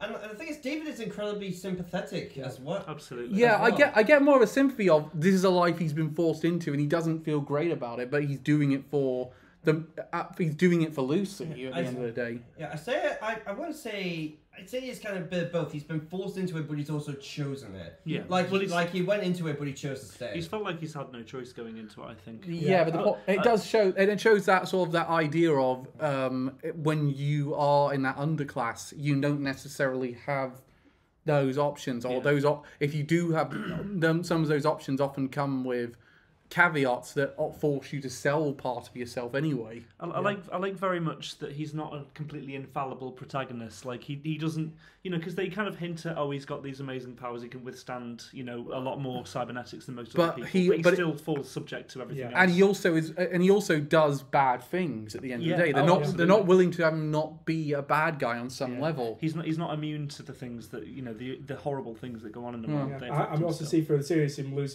his humanity more and more. Yeah. As he does upgrade himself. Absolutely. Yeah. Especially in that second half. Excellent character arc. Shall we move on? We've got Ko Yamori. Ko Yamori, I liked his arc. I thought it was a really good character. He also kind of like you also liked how he and Nazana like helped a lot of other people sort of understand the joys of being out at night as well. Yeah. One of the things I've actually figured out recently is if Ren hadn't put it as most disappointed, it would have been tied with Futo PI at the minute. Thank you, Ren. You're welcome. So Elliot, I will leave you the key to his house after the thing, so we can kill him. You have a key to his house. Oh yeah. I cloned it before. I cloned it without him knowing. That'll teach him falling asleep during his lunch break. I was wondering why my bum hurt. Again. Oh no. I was avoiding doing those jokes, but you just went right for it. Sorry. Oh no. That was never mind. No. Goddamn Taco Tuesday. Never again. Moving very swiftly on. Let's go on. I just want to move on. I have to say, special mention to Heihachi. Exactly how he is from the lore. Yes, exactly. In the show. They captured him. He's perfect. Yeah. Let's move into the best sequels, though. So, let's go straight into it. Reese? So I did manage to get my 5 for this. So Same. 5th doesn't count. It was Stone Ocean Part 2. Mm-hmm. Then 4th, Dr. Stone, which Doesn't is count. Yeah, but it is. You have to watch it before season 3. 3rd, Shadow's House season 2. Where the fuck did I... Oh, there it is. 2nd, Overlord season 4. You'd think putting them in alphabetical order would help me, but... And first, Made in Abyss season 2. No surprise there, you're a Yeah. big Made in Abyss fan. No, I'll say. Elliot? Number 5 is Devil's a Part-Timer season 2. Oh, you're really not going to like my list. Yeah. Number 4 is Overlord season 4. Number 2 is Shadow's House. Sorry, number 3 is Shadow's House. Thank you. Number 2 is Danmachi season 4. I put it on here specifically for you. Again, I admit I like the show a bit more than I should. Yep. Number 1 is Made in Abyss season 2. Yeah. I'm so happy I finally got around to watching that show. It So good. is beautiful. Can I just stress... I'll stress it when I get to my one. Okay. So I've only got 2 because I'm omitting Classroom of the Elite because it's bad. Number 2 is Overlord season 4. And number 1 is Shadow's House season 2. What? You didn't watch Made in Abyss? No, because I had to limit. I had to because I was watching it with Claire as well. So I had to I would have had to watch the film and then I would have had to watch. Yeah, more of the moving show. on. And I was cramming this last week. So Yeah, I I didn't mean, have time. I guess. Anyway, my number 5... I want to stress for my one, I balanced enjoyment and technical ability. And so, number 5, Overlord season 4. Next one should be higher because of my enjoyment, but I also had to knock it down on technical levels. Rent a Girlfriend season 2. Whilst he chose that over Overlords. Yes. You have to explain why you think that show's good, because a lot of people don't. Yeah, Well, we need- we all know the 2 massive reasons Cal chose. Made in Abyss. I mean, you say that, they're not even that big. Well, fuck It's not like Rit levels. One fucked the lot of you. 2 Made in Abyss in 3rd. Third. Then I had Shadow's House season 2. Your 2 response then was Shadow House season 2. My number 1 was Devil is a Part-Timer season 2. Fuck off! Boo! Fuck off! Boo this man! That's more hate than I got for the Call of the Night. To be fair, just Yeah, that's because you're putting Made in Abyss below that. and I really Overlord liked it. Overlord below. So first of all, let's go for Rent a Girlfriend season 2. Why is that better than Overlord? Because unlike Overlord season 4, I didn't feel like it was treading its wheels this season. I felt like Overlord season 4 was good, but it was treading its wheels quite a bit. You have to admit though, with Overlord, it's more the same of what it normally is. Yeah. Like a lot of it is more just very short bits of Ainz trying to take over another. Yeah, but the thing about it is, season 3 kind of hinted at the idea of things were going to really change up this season. I mean, I will be honest. I still think season 1 and 2 is probably where I enjoyed it the most. Season 2 is personally. probably the best. I balanced it all. I'm going to go with the one I thought was technically the best on 2nd, and the one I enjoyed the most on 1st. So for Devil Part-Timer 2, out of all the sequels, I enjoyed it the most. Why? I really liked the character moments. I thought the action was great. I thought the storyline worked out. All the threats are fixed in the same episode they start in. In fact, an episode ends with a threat occurring, and then it is finished before the halfway point of the next episode. Yeah, but I went into this season thinking I'm not really going to like it that much because I didn't really like the first season was just okay in my opinion. I went into it thinking, this is going to be really good. I really like the first episode. season. I will say, you know. Main Abyss season 2 though, it was really good. So what? Yep. Why It's about to be depressing as all hell. why no It's- Shadow's House? No, Shadow's House was number 2. Sorry. Sorry. I just think Shadow's House for me, I thought, did a little bit more for me than Maiden Abyss season 2. I think Maiden Abyss season 2 was a bit slow off the uptake, and I was a little confused at the start of it. Shadow's House season 2 was really good. Again, it's adding more doubt to the Shadow's House as a whole. I was going to say, Maid Abyss, so did you watch the film before jumping in? No, I watched the film after. Yeah. Really missed Yeah. out. Yeah, I then realised the film was definitely going to be interesting, so I went back and watched the film. You have to watch the film. Yeah, then I realised, oh yeah, I really had to watch the film. And that kind of lowered my mark on it, because I thought, Can- I don't feel like you should have to watch supplementary material to... With Main Abyss, I will be honest. This is the first. I watched it for the first time like a few weeks ago. The first season. Yeah. First season's I remember getting halfway through it, thinking, people say this will make you cry. This isn't that bad. I don't know what yeah. Oh, yeah. Then I got to the Then it last hits. episode, Just you wait. sobbing into a pillow. I was wrong. Yeah, I who- cried. Bitty! I cried. We told you. Yeah. I will say Fucking that hell, though, it was amazing. Main bro. Abyss... Like, seriously, if I had watched it in 2017, it would be my anime of the I know. year. I wish we all No had. doubt. I It wish was we all put it had. fucking beautiful. Put it this way, one, Reese, you can now prove you were right completely. As usual. And two, I must be honest, the reason it only came third for me rather than second, which it would have done if I thought, is one, I felt it was a bit bogged down by the fact there was so much of the film went into it, rather than being its own thing. Yeah, like, you just like, why does Rico now have a white whistle? Yeah, but then there's In all honesty, I did watch the first and I think there's a lot of people that are going to go into that season. In all confused. honesty, I did Yeah. watch the first episode of that season before I watched the film. I just thought, I'm missing a lot, aren't I? Oh yeah, a film came out. Well, it's thing though. Were you more confused starting Main Abyss season 2 without the film, or Futo PI without seeing the 49 episodes of the show? I would stress it. No, I was not confused at all, Future PI. Can I make a one for my one? What was it again on that point? I would say Main Abyss is more confusing. I feel like you can follow Futo PI perfectly. Easily. Because in my way, I think Future PI is one of those good kind of sequels. It's one of those ones where you can go into it completely blind, but you get a lot more if you go into it with the knowledge. I think I feel like season 2 of Main Abyss was good, but I don't think it hit the greatness of season 1. Oh no, I'd say it expanded on. I'd say it's about equal. Personally. But that being said, I'm very excited for what season 3 is going to give us, or Yeah. whatever next movie they want to do.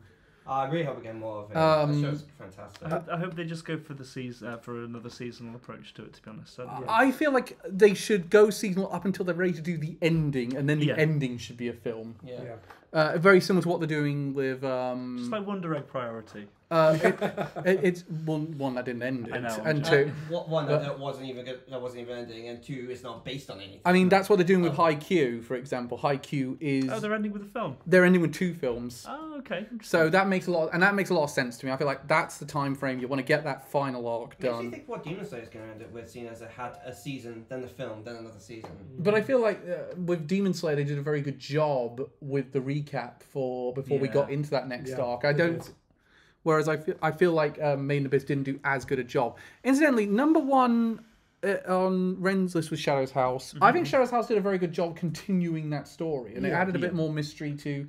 And it answered a few questions and also raised quite a few more questions. Yeah.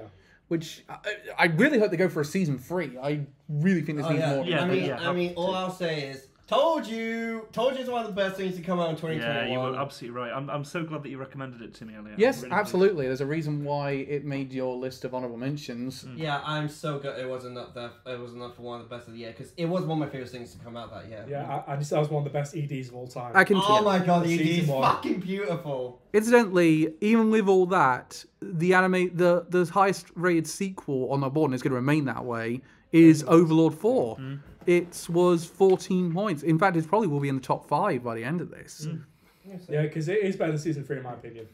And of course, I was the only one promoting Dan Machi season 4. Yeah, because well, if I was able to watch it, then I would have. I mean, Really high dive. I will admit it wasn't. I will admit it's not. Season 3 is still the peak of it, but it does a really good job on expanding it more. Like we see more from, as I said, Ryu Leon in this one, which is the elf character. Yeah, I am going to give. She's really good. Yeah, I will say for your sake, I am going to give it more of a go, if I'm honest, because do you like season 3? I didn't really like season 1. What did you not continue it after when the other 2 seasons came out? No, I've always thought of it as a lesser isekai. I mean, I enjoy. This is coming from someone who did enjoy season 1 when he watched it and rewatched it for season 2.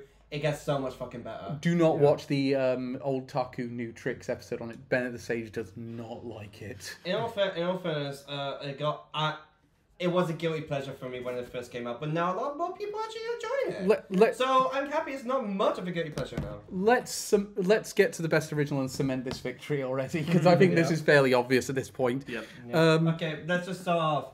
Hands up who picked Cyber Netrunners. Nope, Veto PI, screw you all. Okay, so let's add 6 points now for Cyberpunk Edge Runners. So it's going to finish on 49 points. Reese, let's get your full list now. So, honourable mentions: 10th, Spriggan; 9th, Parallel World Pharmacy; 8th, Tekken Bloodline; 7th, Gundam Witcher Mercury Prologue; 6th, Uncle from Another World; 5th, Call of the Night. Hang on, Call of the Night, there it is. 5th. You got it? Yep. 4th, Yakuza's Guide's Babysitting. Elliot, you must be glad that everyone's on board with you on this one. Yeah, I'm very happy everyone's bumping up that show. Licorice Recoil. 2nd, Cyberpunk Edge Runners. I'm staggered that Licorice Recoil is not doing better than it is, because I went into this thinking it was going to win overall. Really? I thought we were all going to prop it up, and I was going to be the one propping up Cyberpunk. How? Okay, for me, I have 3 honorable mentions. Number 8, Parallel World Pharmacy. Number 7, Where Will Yumi Make His Move? Again, that show's still really damn good. Oh yeah, I get why you like it, Elliot. I just kind of like the sort of funny rom-com kind of things. Anyway, Yeah. Number 6, Uncle from Another World. Number 5, Cyberpunk Edge Runners. Ooh, much lower than I was expecting. As I said, I thought it was just good. I thought it was really. I just think it was great, just not as good as I thought as everyone else did. Number 4 is Futo PI. Yeah. Number 3 is Licorice Recoil. You picked Yakuza's Guide to Babysitting, didn't you? For number 1. Yeah. Honestly, I thought you were expecting me to pick Call of the Night for number 1, which is number 2, by the way. No, I sort of knew part way through. Yeah, he's gonna pick Yakuza. Honestly, last night I thought it would be Call of the Night. Then I just thought about it. I just thought, no, I think I've just been looking forward to Yakuza's Guide to Babysitting more. It was really, really close. Ren? Between these 3. Number 5, Uncle from Another World. Yeah. Number 4, Futo PI. Sorry, Reese. That's right. Dick. Number 3, Licorice Recoil. Number 2, Yakuza's Guide to Babysitting. Well, we all know your number 1. And you know my number 1. Okay, let's go through this list. And I'll explain the scores at the end afterwards. I don't think you need to. Yeah, I mean, we don't need to debate on it, but we need to talk. We need to talk. But there is a milestone here. I mean, Cyberpunk obviously was the one that got on everyone's list. Have you had your points? Yeah. I've added them all up now. Now have you done your runners up? Oh no, we haven't done my runners Yeah, I up. was going to say, yeah. That's what I what meant. we were thinking. Yeah. Yakuza's Guide to Babysitting I had. Only number 5. Then I had Call of the Night. Futo PI in 3rd, so I've now pissed off both of you. Then I had Licorice Recoil at number 2. And number 1 obviously was Cyberpunk Edge Runners. So, ladies and gentlemen, Cyberpunk Edge Runners is our anime of the season. Wait, let's just discuss this thing in a minute. I don't think there's any need to. Yeah, but I will say Yakuza's Guide to Babysitting did a lot better than I was expecting. Yeah. I adored that show so fucking much. Put it this way, if Cyberpunk Edge Runners wasn't obviously winning today, it would have been my top choice for a wild card the minute. I am totally in the hype. I think it's a masterpiece. Oh, trust me. It's currently my choice for one of the 2 wildcards I have is either that or Made in Abyss. Surely Yakuza's Guide to Babysitting is Yeah, that's in what I there. say. Yakuza's Guide Babysitting or Made in Abyss. That's definitely one of them. I wouldn't go as far to say it's a masterpiece. I do think it's very good. I didn't say it's a masterpiece. I just thought it was... That's what Cal said. Sorry, carry on. I wouldn't go. Maybe I wouldn't go that far, but I do think it is one of the best things I've watched all year. Yeah. Like, It reminds me a lot of another one of that other show. You know, the one with the guy who writes gag manga and doesn't want to find out. Kakishigoto? Yeah, Yes. Kakishigoto, that's Yeah. it. It reminded me a lot of that. And again, I fucking love that show. It's very cute and it is very nice. I like it. Incidentally, Reese, Futo did way better than I was expecting Yeah, it to same. do. I was not expecting you guys to like it as much. No, Dude, no, I thought it was great. no, that is one of the best things you've recommended me to watch. I thought it was legit. It was legit really good. Now, the thing is, for me, I'm a casual Kamen Rider fan. I'm not a huge deal like you, but I still got into it big style. This is the first Kamen Rider thing I've watched. Really? Likewise, yeah, same. But it's for me, and I've always said for years, why did they make a Kamen Rider anime? And now they finally made one. Well, the whole thing as well with Terry, they've come out and said they're testing the waters with this anime adaptation, and that if it gets a positive fan reception, they will consider doing more. And so far, I think it has done that. Was Ultraman a Kamen Rider split off? No. Something No, separate? it's a Toku one, but it actually predates both Kamen Rider and Super Sentai. Oh, Yeah, really? Because Ultraman's from the 60s. Yeah. Oh, fuck Yeah, it. I thought Ultraman was like something. Yeah. I think the only thing I can think of that goes back, that still has some presence in Japan, that goes back even further than that, is 8-Man. Yeah. Who can we call the 8-Man? Or if I go further back, Astro Boy. Astro Oh, Boy, yeah, yeah. yeah. No, Astro Boy. Technically, that was like one of the first anime to come out. Yeah, and is where you get a lot of the style from. It was the idea of the manga author was recreating Disney Yeah. illustrations. Shall And if I,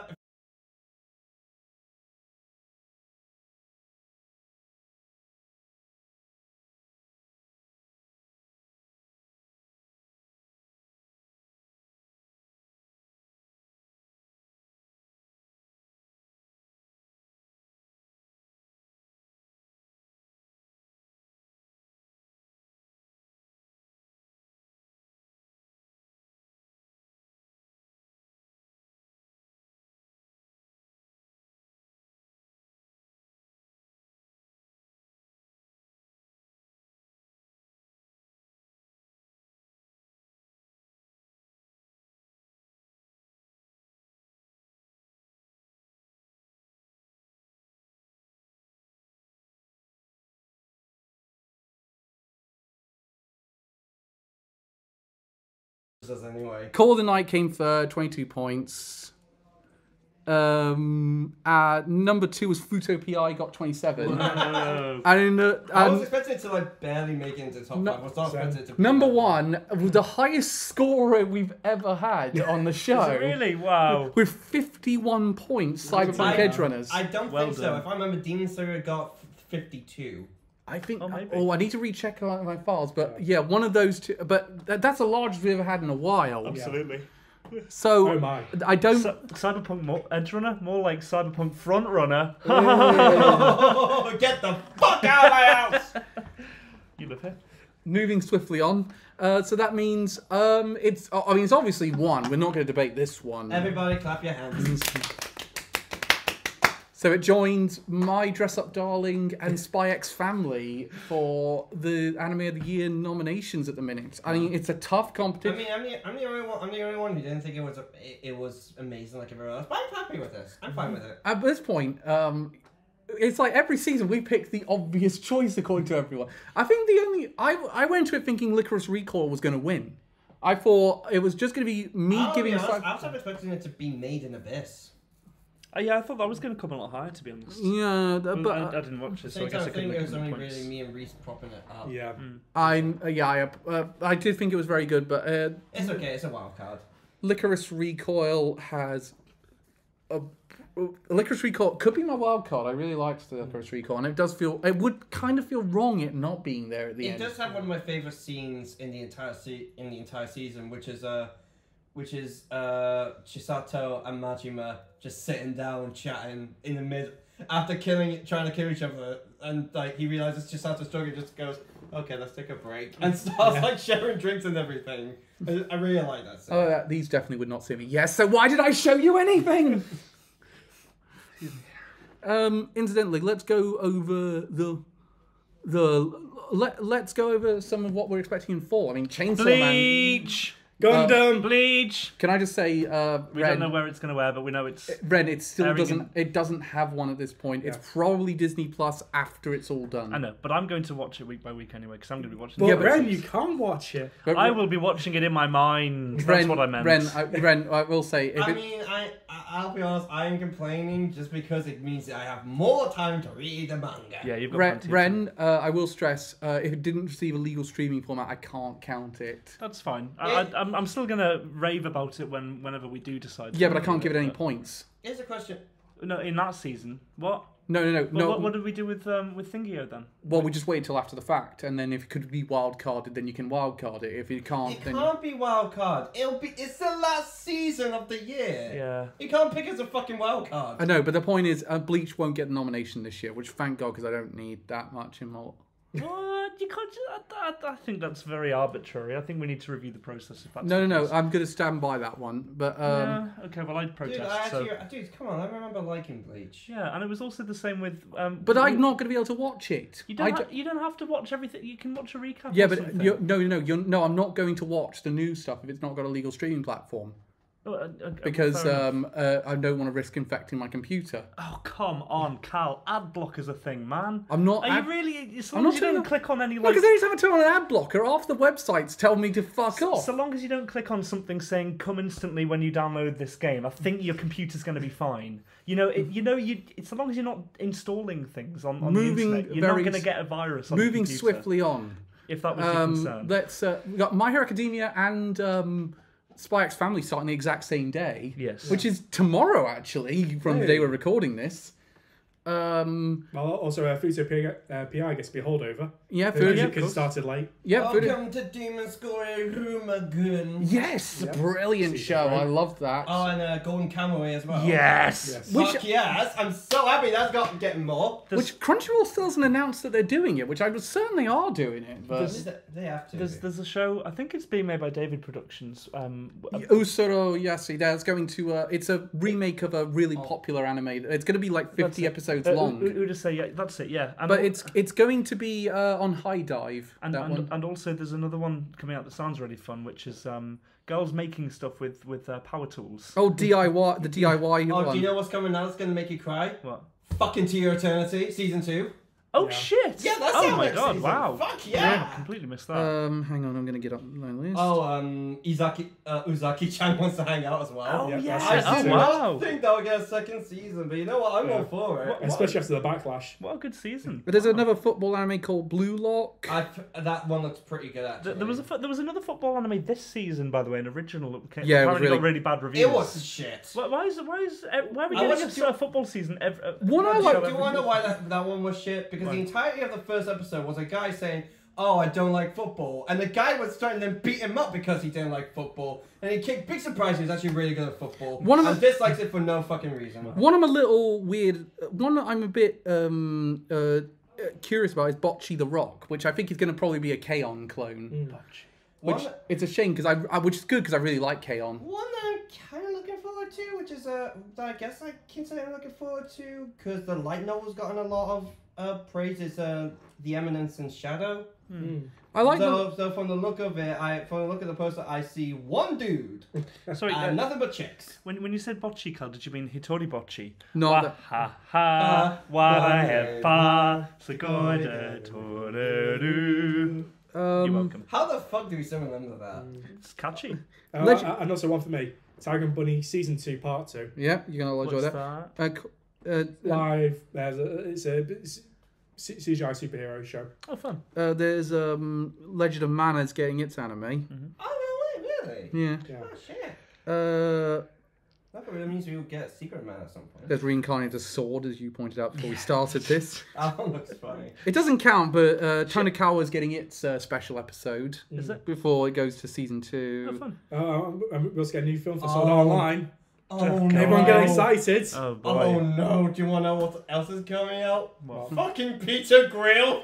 How did Peter that get a Grill? Do you sequel? remember that one? The Yeah. one that has He keeps two, shagging around the all. one, no, the one that has two orcs that keep trying to fuck him while he already has a fucking girlfriend. Do you not remember that one? No. Yeah, I luckily. do. I don't remember that. There's a one called. Be thankful. Yeah. Oh god. How is that have a season 2? Slime's getting a new film as well. There's That's one what's I'm a out bit Oh curious. shit, yes. There's one I'm worried about called Play It Cool Guys, which apparently is about a bunch of cool guys who look like they've got unapproachable swag, but let's be real, that's not true then. Oh, Sword Art Online movie. Wow, hear my excitement. Hear the illustrious amount of excitement. Hang on, in let my us clap voice. for it. Hang on, give me a moment. I'm getting there. And it doesn't deserve a clap from me. All glory to the Hypno-Toad. Fate's getting a new special. Oh, Yeah, Strange Fate. yeah, they're looking into the possibility of doing more Fate and where they want to go. as if they weren't already going to All make I want is for you, Photoball, to do the Saber arc. That's all They I will, want. they will. Let's Eventually. well, I think it's time to wrap this thing up, I'd say. Like a burrito. But next month is if he had lived, Satoshi Kon would be celebrating his birthday in that month. Oh. So I figured we should talk about what a horror movie that he made that I think is really good, but it also is very flawed at the same time. What's it called? Alien. It's called Perfect Blue. Okay. Yeah, I've been wanting an excuse to watch that film for the longest time. Yeah. By the way, in case anyone doesn't know anything about it, I will say this will have a content trigger warning for the next episode. Okay. If you've seen it, you know why. Where can we watch it? It doesn't currently have a streaming platform, but I will lend you my DVD. Okay. Blu-ray. Yeah. To Amazon or eBay. Yeah. Yeah. But I believe it is available digitally through Amazon. Okay, that's fine then. But the question is, though, is it related to Deep Blue? Your But now, shark film? it's interesting. We're going to watch it 24 years after its premiere. I was hoping that we'd get it on the 25th anniversary, but I thought I don't want to wait another year for this. Yeah. Especially considering we don't know if we're going to have to use that October slot next year for JoJo Stone Ocean's round. Because if it's anything like this year, that'll be the sort of time that Part 3 will premiere. What a fun Halloween episode that will be, JoJo's. Oh yeah. Oh, there's some horror elements in that. Oh yeah, definitely. So, I mean, we'll obviously talk a little bit about Satoshi Kon as a whole, but I think we're going to focus a bit on Perfect Blue because I think he brought. Because the other one I want to bring up as well, and that one is Paranoia Agent, which is the show where he took a lot of what he learned from Perfect Blue and applied it to that. I haven't seen that. It's quite good. It's the only TV series he did. It's basically about the idea of collective madness. Okay. Fucking hell, that DVD Blu-ray is expensive. Oh, yeah, but we also can't watch that because that's American region locked. So we'll To eBay. NordVPN. we'll get back to you on that one. Try Surfshark. Thank you very much. Well, looks like I'm going to goanime.com. Thank you very much for watching us, guys. We'll be back next month. We'll see you soon. Bye. Bye all. Take care, Thank y'all. you so much.